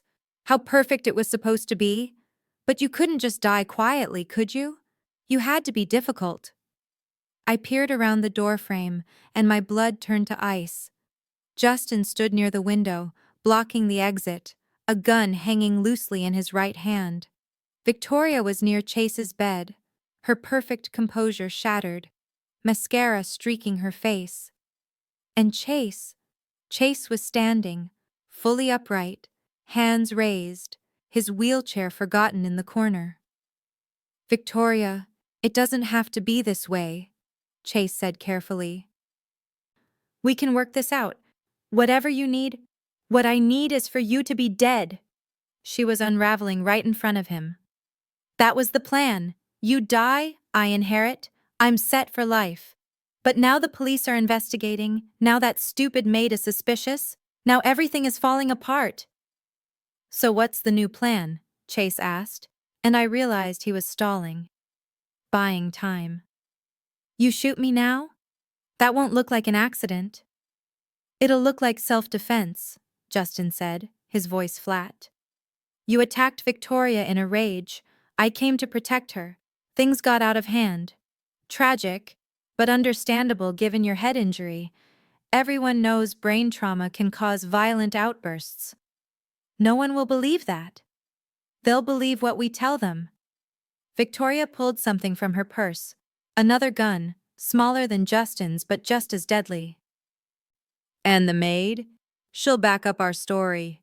Or she'll have an unfortunate accident of her own. My phone was in my pocket.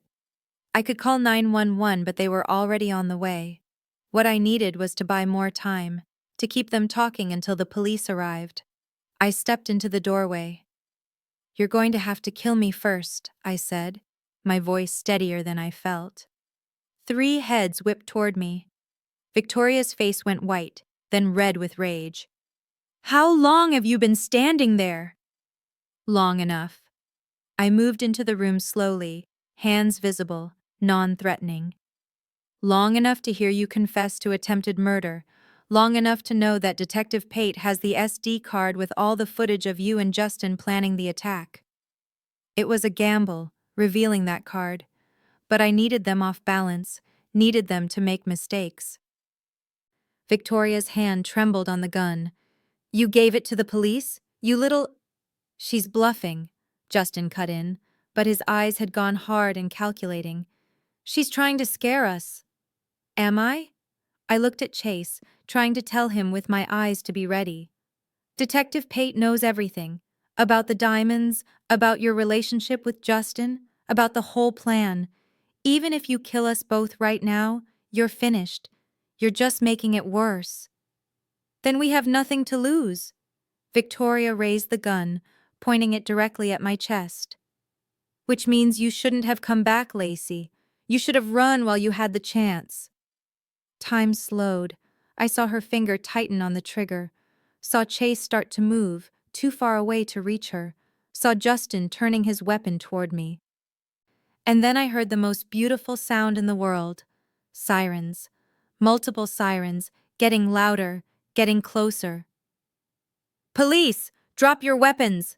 Detective Pate's voice boomed from somewhere behind me, and suddenly the room flooded with officers in tactical gear, weapons drawn, shouting commands.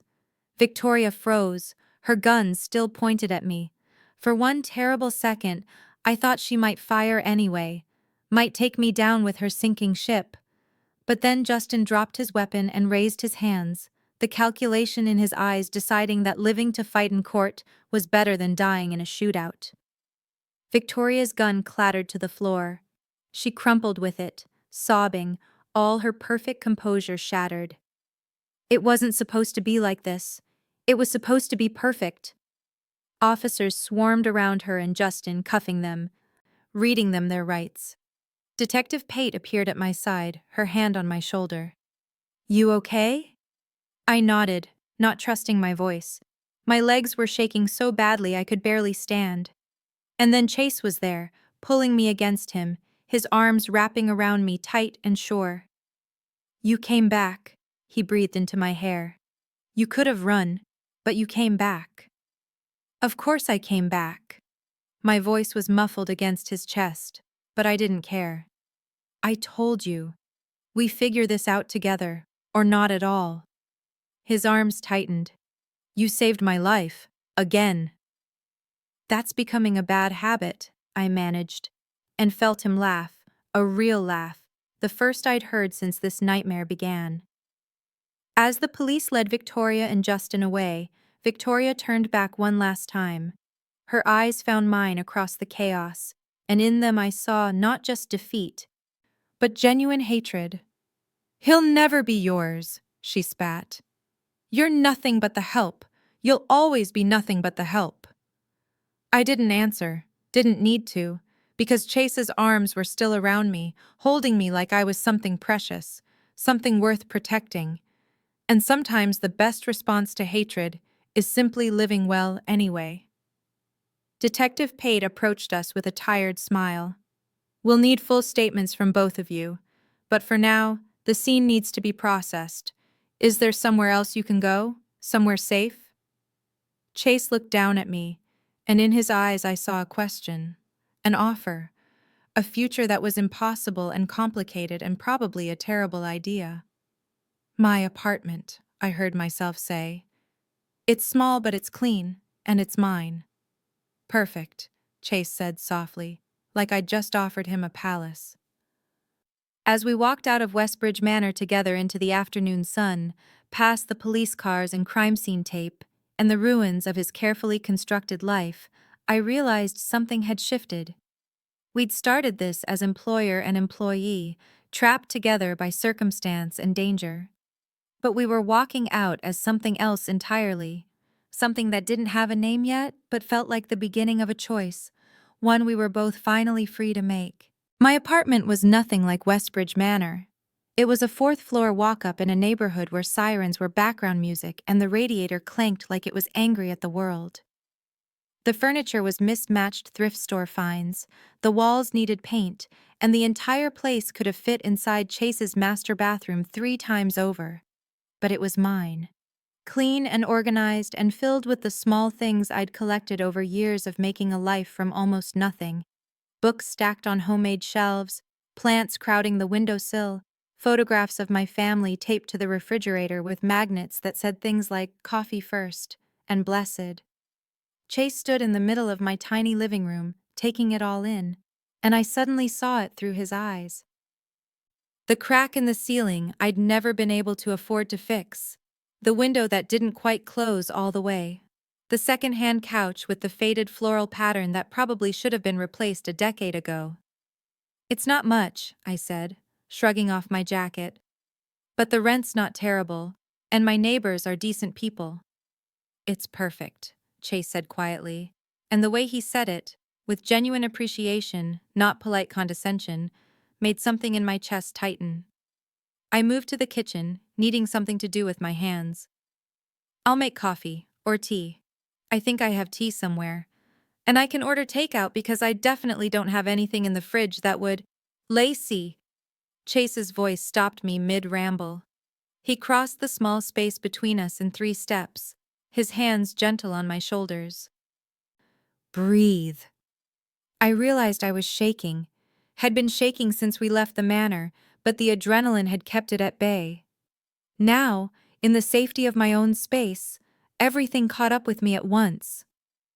She was going to shoot me. She was actually going to, but she didn't. "You're safe. We're both safe." His thumbs brushed across my shoulders, grounding me. "Thanks to you. Again. I didn't do anything except nearly get us both killed. You bought us time. You distracted them. You were braver than I had any right to ask you to be." His hand slid down my arms, capturing my still trembling fingers. "Lacey, look at me." I did. And what I saw in his eyes made my breath catch. Not gratitude, not relief. Something deeper. Something that had been building between us for weeks, hidden behind the roles we'd been playing. The danger we'd been navigating, the impossible circumstances that had thrown us together. "I need to say something," Chase began, his voice low and serious. "And I need you to really hear me, because I'm only going to say this once, and I need you to believe it's true." My heart was hammering so hard I was sure he could hear it in the quiet apartment. What happened between us? It wasn't because of the circumstances. It wasn't because you saved my life, or because I was vulnerable, or because we were thrown together by crisis. His grip on my hands tightened.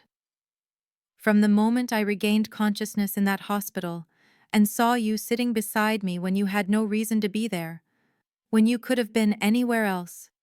I knew. Something in me just knew. Knew what? I whispered. That you were different. That you were real in a way I'd forgotten people could be real. He lifted one hand to my face, his thumb tracing the line of my jaw. Victoria was right about one thing. I was going to end our engagement. I'd been planning it for weeks before the attack, because being with her felt like drowning in everything superficial and empty about my life. And then I woke up, and you were there, and it felt like breathing for the first time in years. Chase, you don't have to. Yes, I do. Because in a few minutes, Marcus is going to walk through that door. I texted him from the car, hope that's okay, and we're going to be surrounded by family and police statements and the whole complicated mess of what happens next. And before that happens, before the world rushes back in, I need you to know that this isn't gratitude. This isn't trauma bonding. This is me telling you that I'm falling for you, Lacey. That I have been falling for you since you chose my life over a fortune in cash lying right beside me in the rain. My throat was so tight I could barely speak. We're from completely different worlds. Then maybe it's time I left mine and actually lived in the real one. His forehead touched mine, and I felt his breath warm against my lips. If you'll have me. If this isn't completely insane. It's definitely insane, I managed, and felt him smile. Good. I'm tired of being sane and safe and surrounded by people who only care about what I can give them. His hand cupped my face fully now. I want messy. I want real. I want someone who sees me, not my bank account. Someone who'd risk everything just to save a stranger's life, because that's who she is at her core. Chase. You don't have to say anything right now. I know this is overwhelming. I know the timing is terrible. I know there are 1,000 reasons why you should tell me to slow down. His eyes searched mine, vulnerable in a way I'd never seen him. But I also know that life is short and unpredictable, and sometimes you don't get second chances, and I don't want to waste mine being careful when I could be brave instead. Before I could respond, before I could process any of what he was saying, the door burst open and Marcus came barreling in, followed closely by my mother, moving slower, leaning on her cane, but her eyes bright and alert. Lacey! Marcus grabbed me in a crushing hug, nearly lifting me off my feet. I saw the news. They said shots were fired at the manor. Are you okay? Are you hurt? I swear to God if anyone touched you. I'm fine, Marcus. I'm okay. I hugged him back fiercely, breathing in the familiar scent of his cologne and laundry detergent. I promise. My mother reached us next, her thin arms wrapping around us both. My baby girl, my brave, foolish baby girl. She pulled back to look at me, her eyes shining with tears. When are you going to stop giving me heart attacks? Hopefully soon, Mama. I kissed her cheek, tasting salt. Hopefully very soon. She turned then, noticing Chase standing awkwardly near the couch, clearly trying to give us space. Her eyes narrowed in the way only a mother's can, assessing, measuring, seeing right through to the truth of things. And you must be Mr. Emerson, the man my daughter keeps saving. Mrs. Johnson? Chase extended his hand respectfully. Thank you for raising such an extraordinary daughter, and I'm sorry for all the trouble I've brought to her doorstep. My mother took his hand but didn't shake it right away, just held it while she studied his face. Trouble seems to follow you, Mr. Emerson, and my Lacey has a habit of running toward trouble instead of away from it, which has always worried me. She paused. But she also has good instincts about people. Always has, even as a little girl. So if she chose to save you twice now, then I suppose you must be worth saving. She released his hand and patted his cheek, a gesture so motherly and unexpected that Chase looked genuinely moved. You're welcome in our home, Mr. Emerson, small as it is. It's perfect, Chase said again, and this time my mother smiled. Call me Dorothy, and sit down before you fall down. You look exhausted, both of you." She moved toward the kitchen with surprising efficiency despite her cane. "I'll make tea. Real tea, not whatever instant nonsense Lacey probably has. Marcus, help me find cups. You two sit and rest." Marcus caught my eye as he followed her, raising his eyebrows in a universal sibling code that meant we're going to talk about this later. I shot him a look that meant mind your business, and he grinned. Chase and I sank onto the couch, and suddenly the exhaustion hit me like a physical weight. Every muscle ached, my hands wouldn't stop shaking, and the reality of what had almost happened kept crashing over me in waves. We could have died, both of us, in that room with those guns pointed at us. "Hey!" Chase's arm came around my shoulders, pulling me against his side. "You're safe now. We both are." I let myself lean into him, let myself take comfort in his solid warmth. From the kitchen, I could hear my mother and Marcus talking in low voices, the familiar sounds of cupboards opening and water running. Normal sounds. Safe sounds. "What happens now?" I asked quietly. Now the police build their case. Victoria and Justin are both in custody. With the SD card footage, the diamonds, their confessions in front of witnesses, Detective Pate says it's airtight. They'll both be going to prison for a very long time. Chase's hand rubbed slow circles on my shoulder. The diamonds will be returned to their rightful owner through legal channels. The insurance company will sort out the claims. And I'll give a lot of statements to a lot of lawyers about a lot of very unpleasant things. "And us?" The question slipped out before I could stop it. Chase was quiet for a moment, his hand stilling on my shoulder.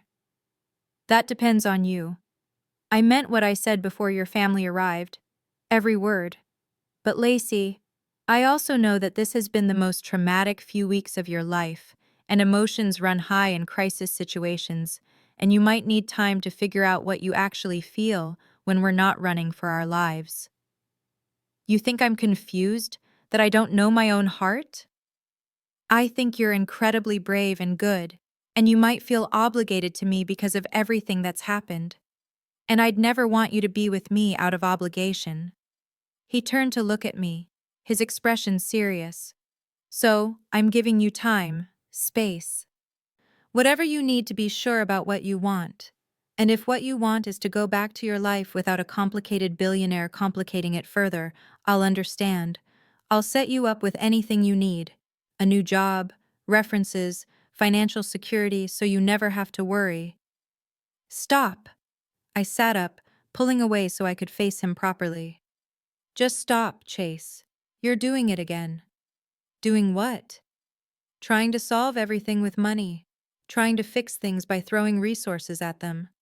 I took his face in my hands, making him look at me. "I don't need you to set me up with anything. I don't need you to take care of me financially. What I need is for you to trust that I know my own mind and my own heart." "I do trust you. Then believe me when I tell you that I'm not confused. That I'm not acting out of obligation or trauma bonding or gratitude." I held his gaze, letting him see the truth in my eyes. "I'm falling for you too, Chase Emerson. Have been falling since you woke up in that hospital, and the first thing you did was thank me, instead of asking about your business or your money, or any of the things I expected you to care about." His breath caught. "Lacey, I'm not saying it's going to be easy. We do come from different worlds, and there are going to be people who judge us, who say terrible things, who think I'm after your money or you're having some kind of crisis." I smiled despite the seriousness of the moment. "But you were right earlier. Life is too short to be careful when we could be brave instead." "You're sure?" His hands came up to cover mine on his face. "Because once we do this, once we step into this together, I'm all in. I don't do things halfway." "Neither do I, which is why I'm very sure." I leaned in, my forehead touching his. "I choose you, Chase. Not your money, not your mansion, not the life you can give me, just you, exactly as you are." Even though I come with attempted murder charges and evil ex-fiancés and business complications, especially because of all that, makes you interesting.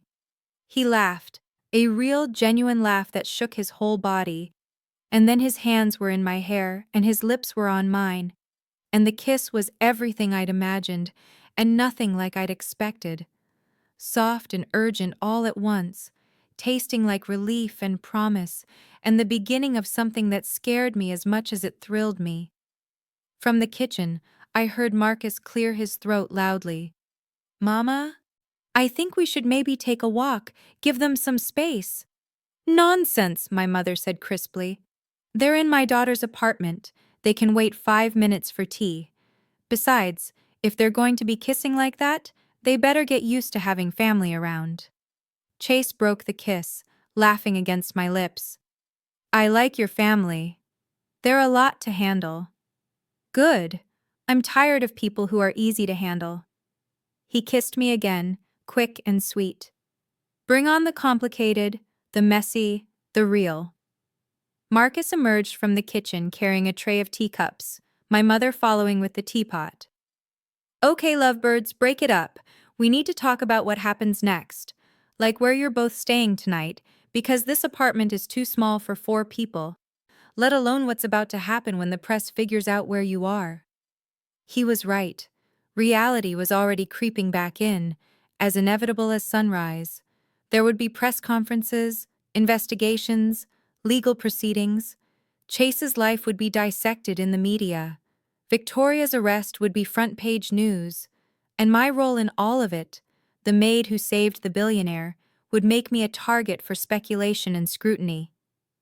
But as I sat there on my worn couch, drinking tea from mismatched cups with Chase on one side and my family on the other, I realized something important.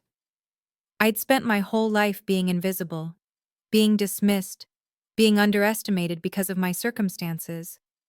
But I wasn't invisible anymore. And I wasn't alone. Whatever came next, we'd face it together. The complicated, the messy, the real. And maybe, just maybe, that was exactly what both of us needed. "So," my mother said, fixing Chase with that motherly stare again, "tell me about your intentions toward my daughter. And don't you dare say honorable. I want specifics." Chase met her gaze steadily. No hesitation, no fear. "I intend to spend every day proving I'm worthy of the extraordinary gift she gave me when she chose my life over her own future. I intend to support her in whatever she wants to do next, school, career, anything. I intend to introduce her to my family and my world as the woman I'm falling in love with, and anyone who has a problem with that can show themselves out of my life permanently." He paused. "And eventually, if she'll have me, I intend to ask her to build a life with me, not in my world or her world, but in a new one we create together." The apartment went silent. Marcus stared. My mother's eyes were shining, and I felt tears burning in my own eyes because nobody had ever spoken about me like that before. Like I was something precious. Like I was enough exactly as I was. "Well," my mother said finally, her voice thick with emotion, "that's a damn good answer, Mr. Emerson." "Chase," he corrected gently. "Please, just Chase." "Chase, then." She raised her teacup in a toast. "Welcome to the family. Such as we are." We all raised our cups, and in that moment, in my tiny apartment with the crack in the ceiling and the radiator clanking, and my mismatched family gathered around, I felt something I hadn't felt in a very long time. Home. Not a place, but a feeling. The feeling that comes from being seen, being valued, being chosen. And as Chase's hand found mine under the table, our fingers intertwining, I knew that whatever storms came next, we'd weather them together. Because that's what you do when you choose someone. When you save them, and they save you right back. You hold on tight, and you don't let go. The weeks that followed Victoria's arrest were a blur of lawyers, depositions, and cameras. Chase had been right about the media frenzy. The story had everything the press loved: wealth, betrayal, attempted murder, and a maid who'd saved the day. Twice. The headlines ranged from sensational to ridiculous. Modern Cinderella saves prince from evil queen. Billionaire's fiancée orchestrated murder plot. Love blooms after near-death experience. I hated all of it. But what I hated more were the whispers, the speculation, the think pieces about whether I was a gold digger who'd manipulated a vulnerable man or a saint who deserved a medal. As if there were no space between those extremes for me to just be human. Chase handled it better than I did. Or maybe he was just used to having his life dissected in public. He gave one carefully crafted statement through his lawyer, confirming the facts of the case and asking for privacy during the ongoing investigation.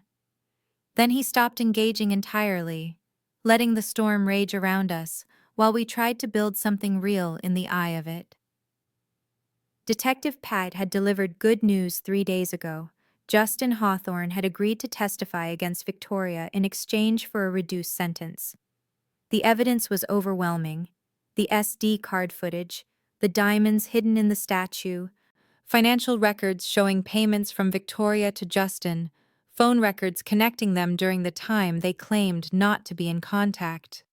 The DA was confident both would serve significant prison time. It should have felt like victory, like closure.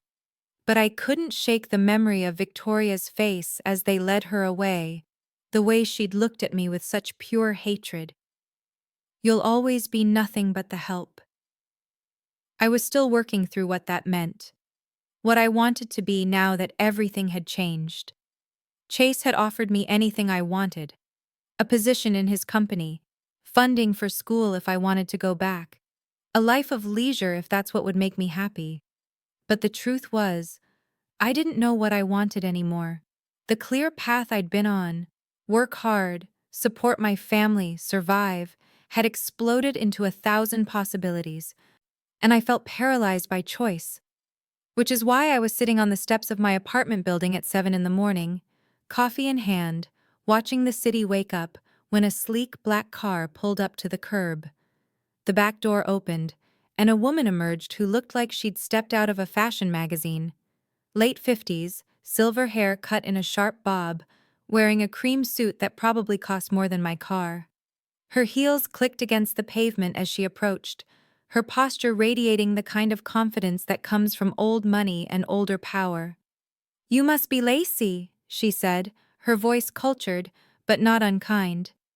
"I'm Genevieve Emerson, Chase's mother." My coffee nearly slipped from my hands. "Mrs. Emerson, Chase didn't mention you were coming." "That's because he doesn't know." She gestured to the steps beside me. "May I?" I nodded, too shocked to do anything else. Chase's mother sat down next to me, carefully arranging her suit, and for a moment we just sat there in silence, two women from completely different worlds, sharing a concrete step in the early morning light. "I've been following the news," Genevieve said finally. "All of it, the attack, the arrest, the investigation, and the stories about you and my son. Here it comes, I thought. The polite rejection, the offer to pay me off and disappear, the reminder that people like me don't belong in people like them's world. I'm not here to ask you to leave him," she continued, as if reading my mind. "Though I imagine you're expecting that." The thought had crossed my mind. A small smile played at her lips. "I'm sure it has. And I'm sure you've heard every possible variation of 'you're not good enough for him' in your head already. The media has been particularly creative with that narrative." "With respect, Mrs. Emerson, why are you here?" She turned to look at me fully, and I saw where Chase got his eyes. That same sharp intelligence, that same ability to see through pretense. "I'm here because my son called me 2 weeks ago and told me he was falling in love with you." Not in those exact words. Chase has always been private about his feelings. But a mother knows. And I wanted to meet the woman who saved his life. Twice. The woman who chose his survival over her own financial security. The woman who risked everything to protect him from someone I invited into our family. The last words were heavy with guilt. You couldn't have known what Victoria was, I said quietly. Couldn't I? Genevieve's voice was sharp with self-recrimination. I saw the signs. The way she talked about money, about status, about securing her future. I told myself I was being paranoid, that Chase was happy, that it was none of my business. And because I stayed silent, because I didn't trust my instincts, my son nearly died. That's not your fault. Perhaps not, but it's taught me something important about trust and instincts. She reached into her purse and pulled out a small velvet box. This belonged to my mother, and her mother before her. It's been passed down through 4 generations of Emerson women, each one giving it to the daughter-in-law they believed would carry on our family's true values. She opened the box, revealing a ring, simple, elegant, a single diamond set in platinum that caught the morning light and threw rainbows across the concrete. It wasn't the biggest diamond I'd ever seen, but it was the most beautiful. I'm not giving this to you because I expect you to marry my son tomorrow, Genevieve continued. I'm giving it to you because I want you to know that when the time comes, if the time comes, you have my blessing, you have my support, and you have my gratitude for seeing in Chase what Victoria never did.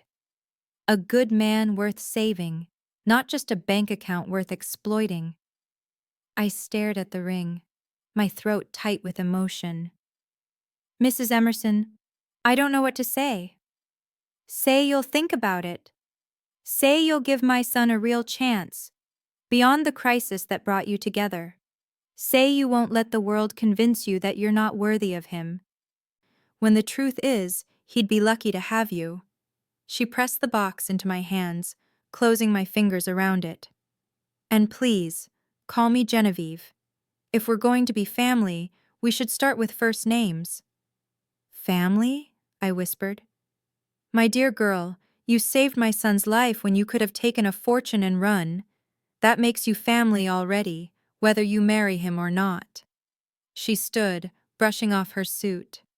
Now, I have a 9 o'clock meeting with my lawyers about ensuring Victoria Hutchings never sees the outside of a prison cell again, but I wanted to meet you first, to thank you, and to tell you that you're not alone in this. Whatever the media says, whatever doubts you have me in your corner. She started back toward her car, then paused and turned. Oh, and Lacey? Chase told me you've been struggling with what comes next. What you want to do now that the path forward isn't clear anymore. I have been, I admitted. Then I have one piece of advice from someone who's spent 60 years navigating the complications of wealth and expectation. Don't let anyone, including my son, tell you who you should be. Figure out who you want to be first, then build a life that honors that truth. She smiled. Chase will wait. He's patient when it matters, and you're worth waiting for. She climbed into her car and was gone, leaving me sitting on the steps with a velvet box in my hands and tears streaming down my face.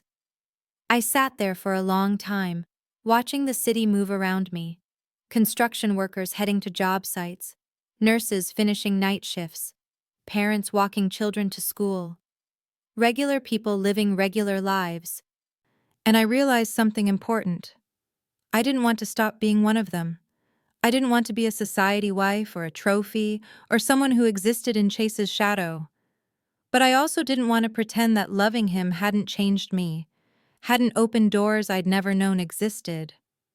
What I wanted was to walk through those doors on my own terms, to earn my place, not have it handed to me, to build something that was mine, independent of Chase's wealth or status. I wanted to matter for what I could do, not who I loved. By the time Chase texted asking if I wanted lunch, I had a plan.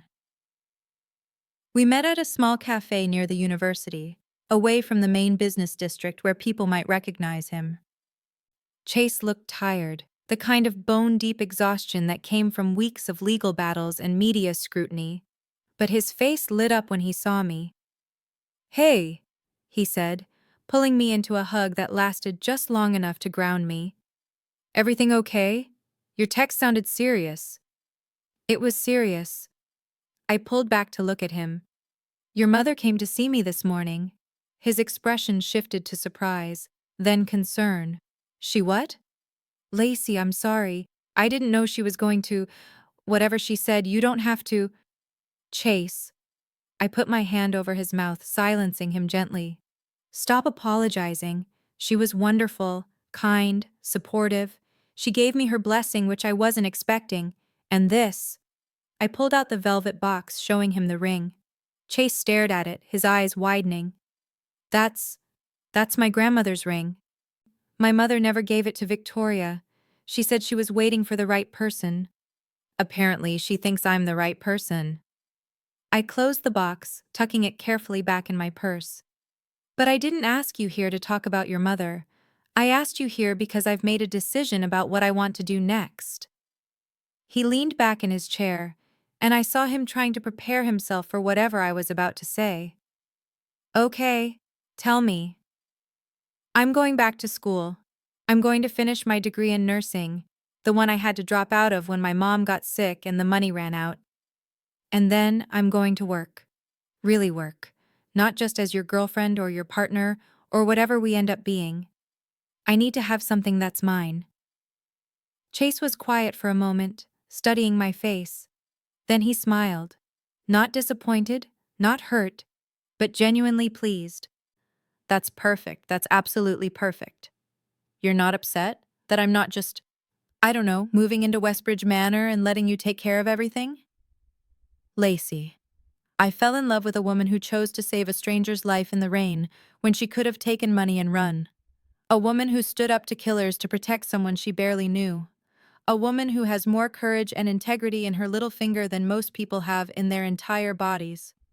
He reached across the table, taking my hands. "Did you really think I wanted you to stop being that person? To become someone who just exists in my orbit?" I wasn't sure. A lot of men would want. I'm not a lot of men, and you're not a lot of women. His grip tightened. "I want you to be exactly who you are. I want to watch you become everything you're capable of being. And if that means you're busy with school and work and building your own life, then I'll be there cheering you on every step of the way." Relief flooded through me so intensely I felt dizzy. "I was so afraid you'd think I was pulling away, that I didn't want to be with you." "Are you pulling away?" "No, God, no." I squeezed his hands. "I'm just finding my footing, figuring out how to love you without losing myself. Does that make sense?" "Perfect sense." He stood, pulling me up with him, and wrapped his arms around me right there in the middle of the cafe. "Take all the time you need. Build your life. Chase your dreams. I'll be here. I'm not going anywhere." I buried my face in his chest, breathing him in. "What did I do to deserve you? You saved my life. Twice. I think that earns you pretty much anything you want." He pulled back to look at me, his expression turning serious. "But Lacey, I need you to know something. Whatever happens with the trial, whatever the media says, whatever challenges we face, I'm in this. All the way. Not because I owe you, not because of gratitude or trauma bonding or any of the things people will say, but because you're the first real thing that's happened to me in years, and I'm not letting that go. Even when it gets hard. Especially when it gets hard." He kissed my forehead, soft and sweet. "We've already survived the hardest part. Everything else is just details." That night, I enrolled in the nursing program at the university. Chase offered to pay, and after a long conversation about pride and independence and what it means to accept help, I let him, but with the understanding that it was a loan I'd pay back eventually, in my own time, on my own terms. Marcus thought I was insane. My mother thought I was brave. Chase just smiled and asked what textbooks I needed. And somewhere in a jail cell downtown, Victoria Hutchings was learning that some things can't be bought, stolen, or manipulated. Things like integrity, like courage, like the kind of love that survives attempted murder and media storms and every possible obstacle the world throws at it. The kind of love that starts in the rain and grows in the darkness and blooms into something stronger than either person could have built alone.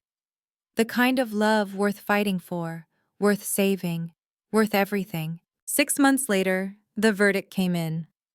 I was in the middle of my clinical fundamentals exam when my phone buzzed with Chase's text.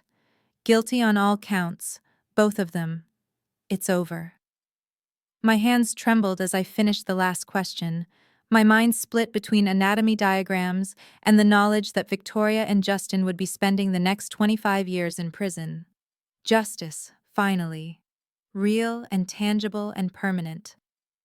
When I walked out of the exam hall, Chase was waiting for me, leaning against his car with 2 coffee cups and a smile that reached his eyes for the first time in months. The weight he'd been carrying, the fear that somehow they'd walk free, that some technicality would unravel everything, had finally lifted. "It's really over?" I asked, taking the coffee he offered. "It's really over." He pulled me close, and I felt him exhale like he'd been holding his breath for half a year. Detective Pate called. The judge threw the book at them. Victoria got 27 years, Justin got 30. With the sentences they received, they won't be eligible for parole for at least 20 years. I let that sink in. 20 years. By the time Victoria walked free, if she ever did, we'd be different people living completely different lives. The threat that had haunted us would be nothing but a memory. "How do you feel?" I asked. Chase was quiet for a moment, considering. Relieved. Angry that it happened at all. Grateful it's over. Sad for the time it stole from us. All those months of looking over our shoulders, waiting for the other shoe to drop. He looked down at me. But mostly, I feel free. Like I can finally stop living in the past and start building the future. Speaking of building the future, I pulled a folded paper from my bag. I got my exam results from last month. I'm officially top of my class. Pride lit up his face. "Of course you are. I never doubted it for a second." "Liar. You helped me study for pharmacology, and I nearly gave you an ulcer with my stress crying." "Okay, fair. But I never doubted you'd pull through." He kissed the top of my head. "My brilliant, terrifying, incredible girlfriend. Have I mentioned lately how proud I am of you?" "Not in the last 3 hours. You're slipping." He laughed, and the sound was lighter than I'd heard in months, free of the shadow Victoria had cast over everything. "Come on. I have something to show you."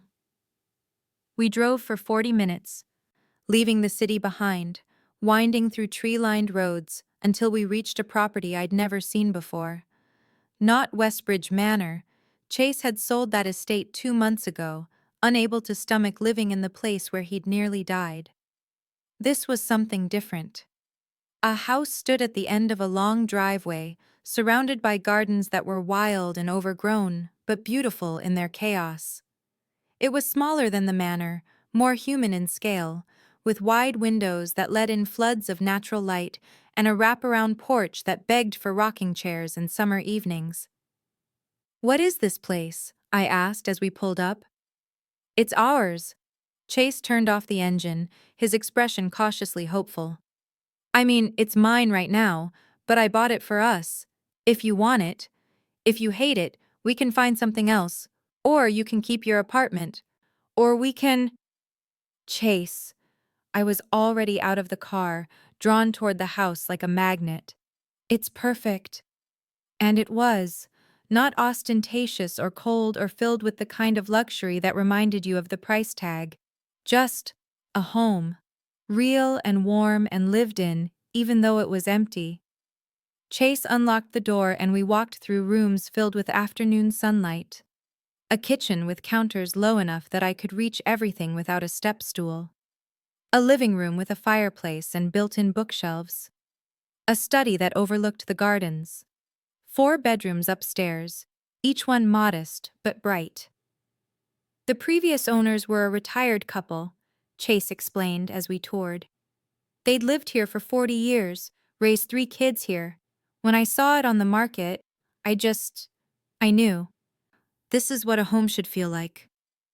I ran my hand along the banister of the staircase, imagining years of children's hands wearing the wood smooth. It has good bones, good energy. The gardens need work, the kitchen could use updating, though the appliances are sound, and there's a greenhouse out back that's been neglected, but with some care it could be amazing. He was watching me carefully, trying to gauge my reaction. I know we haven't talked about living together officially. I know you value your independence.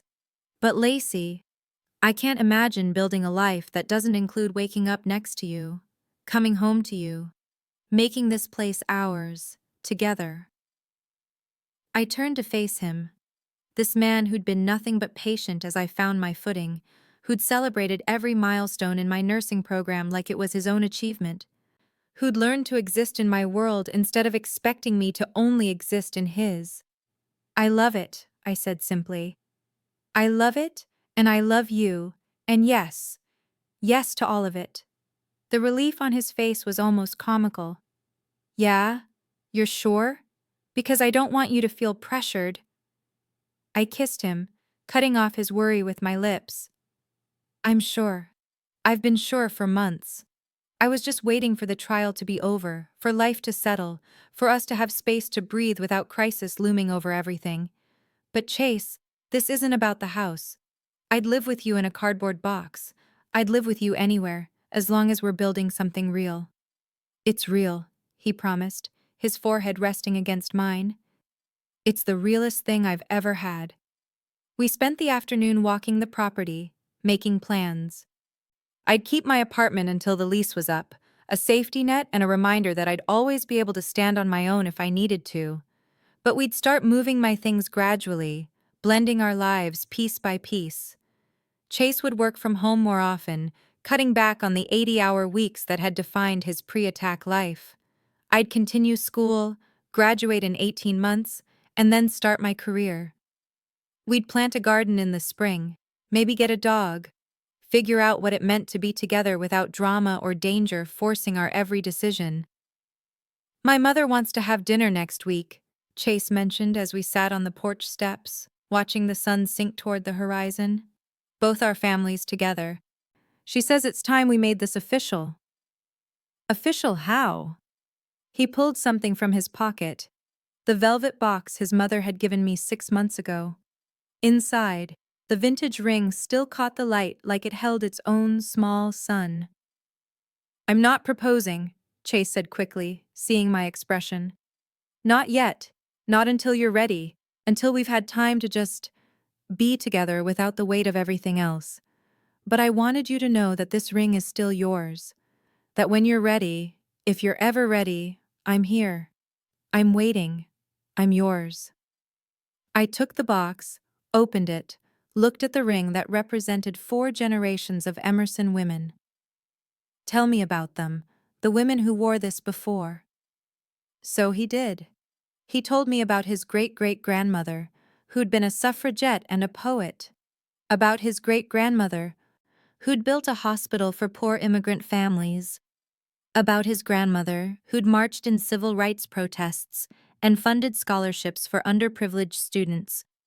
About his mother, who ran 3 charities and had never let wealth make her cruel.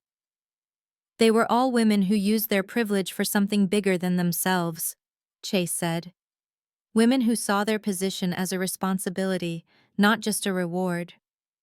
My mother said that's why she gave it to you, because you understood that instinctively. You chose life over money, service over comfort. You risked everything for someone you barely knew, just because it was right. Tears blurred my vision as I slipped the ring onto my finger. Not my left hand, not yet, but my right. A promise to myself as much as to him. A reminder of the women who'd come before and the woman I was still becoming. I'm not ready to be engaged, I said honestly. I need to finish school, start my career, prove to myself that I can stand on my own 2 feet before I take that step. I know. But I'm ready for this. For us.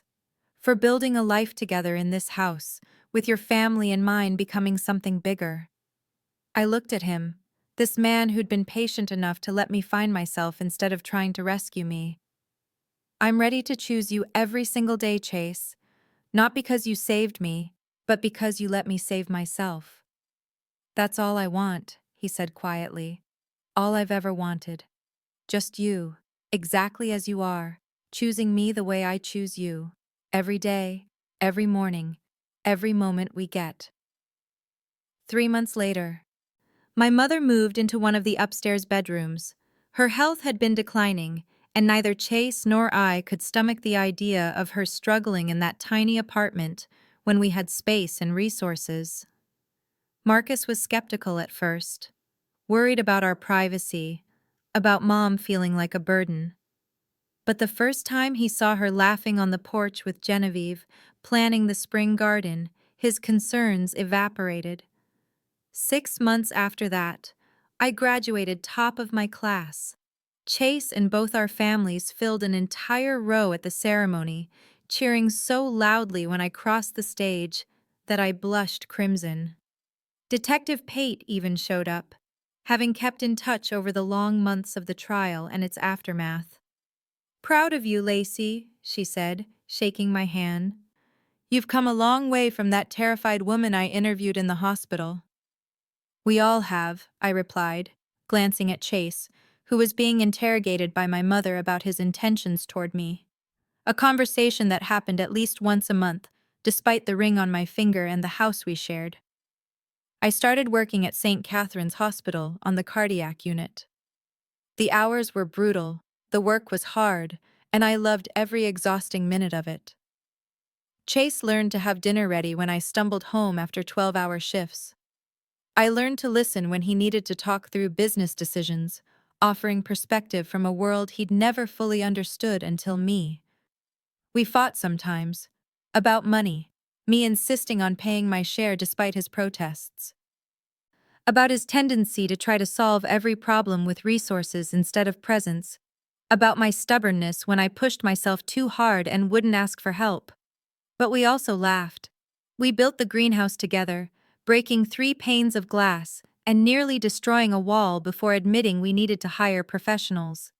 We adopted a rescue dog named Scout, who loved Chase's expensive shoes more than anything else in the world. We hosted Thanksgiving for 20 people, our families blending into something chaotic and beautiful and ours. And slowly, the shadow of Victoria Hutchings faded, until she was nothing but a cautionary tale we sometimes referenced, a reminder of what we'd survived and how far we'd come. It was spring again, exactly 1 year since we'd moved into the house, when Chase found me in the greenhouse, my hands buried in soil, planting tomatoes for the summer garden. "I have a question," he said, sitting down beside me, heedless of the dirt. "If it's about Scout eating another pair of your shoes, I already apologized and ordered replacements. It's not about the shoes, though we're going to have a conversation about that later." He took my dirty hands in his, not caring about the soil. "Lacey, we've been together for 18 months. We've survived attempted murder, a media circus, legal battles, nursing school, family integration, and Scout's ongoing war with my wardrobe. Is there a question coming, or are you just recapping?" "I'm getting there." He smiled, nervous in a way I'd never seen him. "I love you. I love the life we've built. I love waking up next to you and coming home to you and being the person you choose every single day. And I know you said you needed time to establish yourself, to build your career, to prove you could stand on your own. Chase, you've done all that. You're brilliant at your job. You're independent. You're exactly who you wanted to be. So my question is..." He pulled the vintage ring from my right hand, holding it between us. "Is it time yet? Are you ready to make this permanent? To be my wife, not just my partner?" I looked at the ring, at his hopeful face, at the greenhouse we'd built together, and the garden beyond, and the house that had become home. I thought about the woman I'd been 18 months ago, kneeling in the rain beside a dying stranger, making a choice that changed everything. And I thought about the woman I was now, stronger, surer, standing on her own 2 feet, but choosing to build something with someone else anyway. "Yes," I said, and watched joy explode across his face. "Yes, I'm ready. Yes, I'll marry you. Yes to all of it." He slipped the ring onto my left hand this time, where it belonged, and kissed me there in the dirt and sunlight with tomato plants as witnesses. And I knew, with the kind of certainty that comes from surviving the worst and choosing the best, that this was exactly right. Not a fairy tale, not a rescue story, just 2 people who'd found each other in the rain and decided to build something beautiful out of the wreckage. We were married 6 months later in the garden, with both families present and Scout serving as the world's most distracted ring bearer. My mother cried. Genevieve cried. Marcus gave a toast that was equal parts embarrassing and heartfelt. Detective Pate sent flowers with a card that said, "Congratulations on your happy ending, you earned it." But it wasn't an ending. It was a beginning. The beginning of a life built on choice, not circumstance. On partnership, not rescue. On love that survived every test and came out stronger for the breaking. And as we danced under string lights while our families celebrated around us, Chase whispered in my ear, "Thank you for saving my life, both times." "Thank you for letting me save my own," I whispered back. "Because that's what real love does. It doesn't rescue you from yourself. It gives you the space and support to become who you were always meant to be. And then it stands beside you, hand in hand, building something neither of you could have built alone. Something worth fighting for, worth saving, worth everything." 2 years later, I stood in the same garden, watching my daughter, Evelyn Dorothy Emerson, take her first steps toward her father's outstretched arms. My mother sat nearby, her health stable, her eyes bright with joy. Genevieve was teaching Marcus's daughter how to plant roses. Scout slept in a patch of sunlight, finally too old to destroy shoes. And Chase caught Evelyn, swinging her up into the air as she squealed with delight, his eyes finding mine across the garden with that same look, the one that said, "I see you, I choose you, every single day." Life wasn't perfect. We still fought about money sometimes, about work-life balance, about whose turn it was to deal with Scout's latest transgression. But it was real. It was ours, built from rain and blood and an impossible choice in the darkness. And every day, I was grateful for that choice, for the woman who knelt in the rain and chose life over everything else. Because she didn't just save Chase Emerson that night, she saved herself. And that made all the difference. If this story resonated with you, stick around by subscribing, like, and drop your comments. I've got more tales of impossible choices and unexpected grace coming your way.